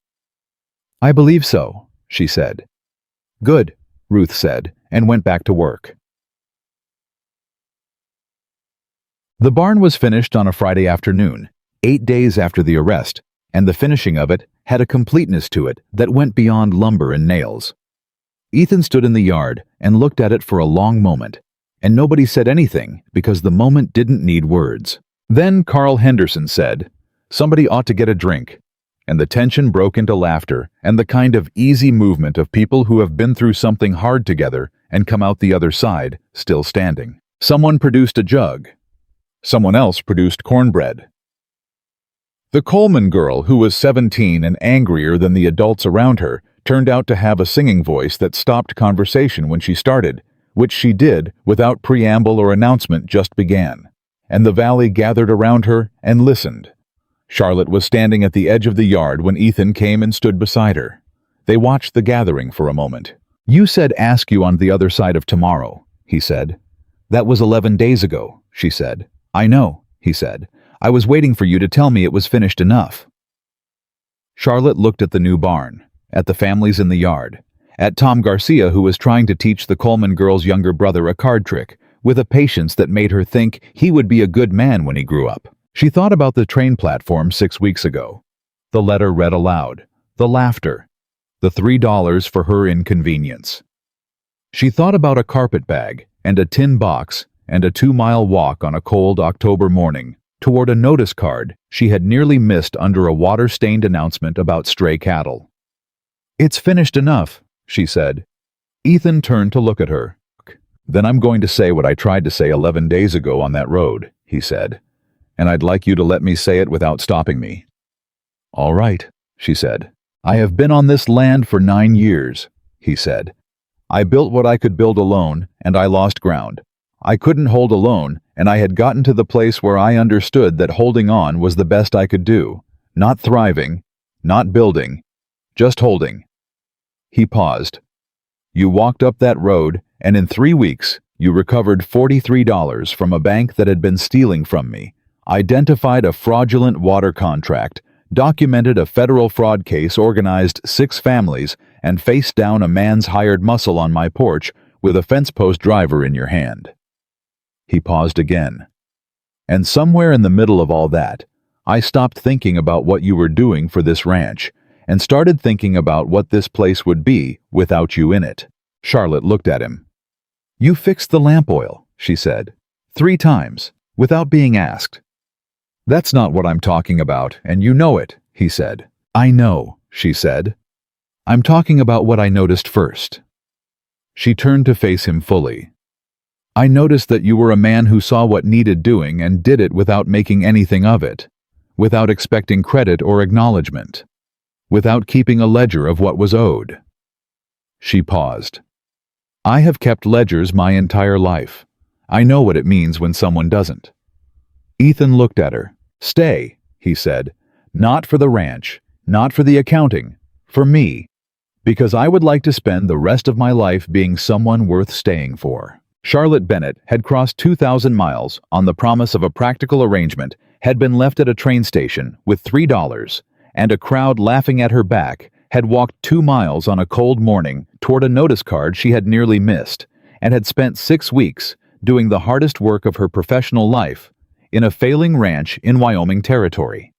She had not come here looking for this, but she had learned in 6 weeks that the things worth having rarely announce themselves in advance. Yes, she said. The word was simple and complete, and meant everything she intended it to mean, and Ethan Walker heard all of it. He took her hand. Not a dramatic gesture, just a hand taking hers and holding it with the same steadiness he brought to every hard thing, completely without reservation, for as long as it was needed, which, as it turned out, was considerably longer than either of them had planned. The trial of Victor Blackwood opened in the Territorial Court in Cheyenne on the 14th of February, 1884, 4 months after his arrest in Millhaven. Charlotte testified for 3 hours. She did not find it difficult. She had spent 4 months preparing her testimony with the same precision she brought to everything, and she delivered it in the same plain, direct language she used for ledgers. This is what the document says. This is what it means. This is the discrepancy between the two. She did not editorialize. She did not dramatize. She let the numbers speak, because numbers properly documented and honestly presented did not need help. Blackwood's attorney cross-examined her for 90 minutes. He did not shake her on a single point. The jury deliberated for 4 hours. Blackwood was convicted on 11 counts of wire and land fraud conspiracy to defraud and filing false instruments with a territorial records office. He was sentenced to 7 years in the Territorial Penitentiary and ordered to pay restitution to every family whose property transaction had been conducted under fraudulent conditions. The Garcias got their land back formally and legally, with the fraudulent deed transfer reversed by court order. The Hendersons received restitution for the fence destruction and the operational losses from the 18 months of inflated water costs. 4 other families received similar orders. Cowell, the water contract holder, settled separately, paid back every dollar he had collected from Ethan Walker under the fraudulent contract plus interest, which Charlotte had calculated to the cent, and submitted in the restitution filing. The bank in Cheyenne settled quietly, as banks do, paying restitution to every affected account, with a minimum of public acknowledgement and a maximum of careful legal language. Pruitt pled guilty to 2 counts of filing false instruments and received a suspended sentence in exchange for his testimony against Blackwood, which Charlotte considered a lighter outcome than he deserved, but a practical one, given what his testimony had added to the case. She noted all of this in the ledger she kept, not the ranch accounts, though those she kept as well. And they were now, for the first time in 3 years, showing a trajectory that moved in the correct direction. The other ledger. the one she had started on the train from Cincinnati, in the back pages of the small notebook she carried, where she wrote down the things that mattered enough to record. She had written on the first page, 6 weeks before the trial, 2,000 miles, for a promise that wasn't kept. What comes next? She had not known what would come next when she wrote it. She knew now. They were married in the spring in the Millhaven church, with the crooked steeple, on a morning that was cold and clear, in the specific way of Wyoming in April, when the winter has broken but hasn't quite admitted it yet. Ruth Henderson did Charlotte's hair, which Charlotte had not asked for, and which Ruth did anyway, with the quiet authority of a woman who had decided Charlotte was hers to look after, whether Charlotte needed looking after or not. Tom Garcia served as the unofficial usher, directing people to seats with a seriousness that made his father press his lips together to keep from smiling. Ada Morse sat in the third row and cried openly and made no apology for it. The minister with the mobile moral outrage officiated, and was, it turned out, quite good at it. Ethan stood at the front of the church and watched Charlotte walk toward him with the expression of a man who could not believe his luck and had decided the appropriate response to luck, you couldn't believe, was to hold on to it with both hands and not let go. Charlotte walked toward him with the expression of a woman who had stopped believing in luck some time ago and had come to understand that most things that looked like luck were actually the accumulated result of paying attention and not stopping when things got hard. She reached him. He took her hand. "You look like you're calculating something," he said low enough for only her. "I'm not," she said. "You sure?" She looked at him. "I'm done calculating," she said. "I'm exactly where the math brought me." He laughed. Really laughed the way she had been hearing him laugh more often in recent months, a sound that had come back to him the way color came back to land after a long drought. She had noticed the first time it happened and written it in her ledger. He laughed today. It sounded like something coming home. In the 2 years that followed, Charlotte Bennett Walker built something she had not planned and could not have predicted. It started practically the way everything with her started. 2 families in the valley came to her with contract disputes after the Blackwood trial, not fraud cases, just ordinary disputes that ordinary people didn't have the legal and financial literacy to navigate on their own. She helped them. She charged a fair fee, which she had to be convinced to charge at all, and Ethan was the one who convinced her on the grounds that her work had value, and people respected what they paid for. Word traveled. By the second summer, she had a proper office not in Millhaven, where the association with the Blackwood case was still too present and too charged, but in a neighboring town, with a new county commissioner who had heard about the federal case and understood what competent land and financial documentation meant for a region growing as fast as Wyoming Territory was growing. She helped homesteaders understand their deeds. She helped women widows, single women, filing on their own land claims, women whose husbands had died before the paperwork was finished, understand what their legal rights actually were versus what they had been told their legal rights were. She wrote to the Territorial Land Office twice with recommendations for standardizing deed language that would prevent the kind of easement manipulation Blackwood had exploited. The second letter received a formal response and an invitation to consult. She consulted. Ethan rode with her to every meeting she couldn't reach on her own, and waited outside without complaint, and drove her home in the dark, and never once in 2 years suggested that what she was doing was anything other than exactly what she should be doing. She had not expected that. She had expected practicality and honesty and fairness, because she had read those qualities in his ledgers before she ever knew him. She had not expected to be known, to have someone who understood, not just accepted, but genuinely understood, that her mind worked the way it worked, and her work mattered the way it mattered, and that both of those things were not separate from who she was as a woman, but were in fact the center of it. She wrote that in the ledger too. He doesn't ask me to be less. He just makes more room.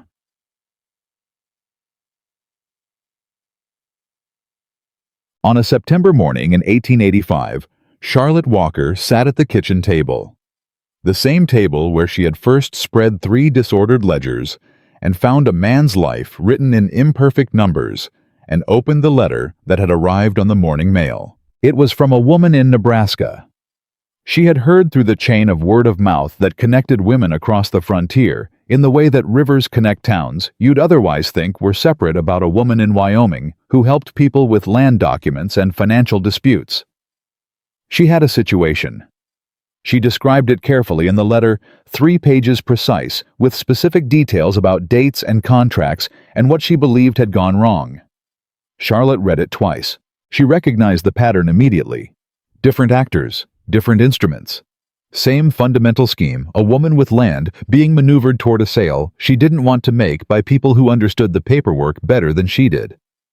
She got up and went to the door. Ethan was in the corral, and he looked up when she opened the door.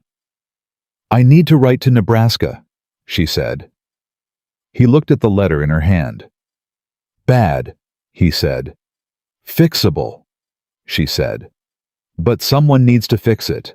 He looked at her for a moment, with that expression she had learned, the one that was not quite a smile, and more than a smile, the one that had been there since the day she told him the barn burning hadn't stopped them.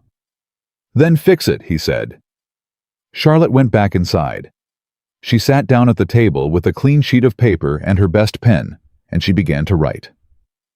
Some people spent their whole lives waiting to be rescued. Charlotte Bennett.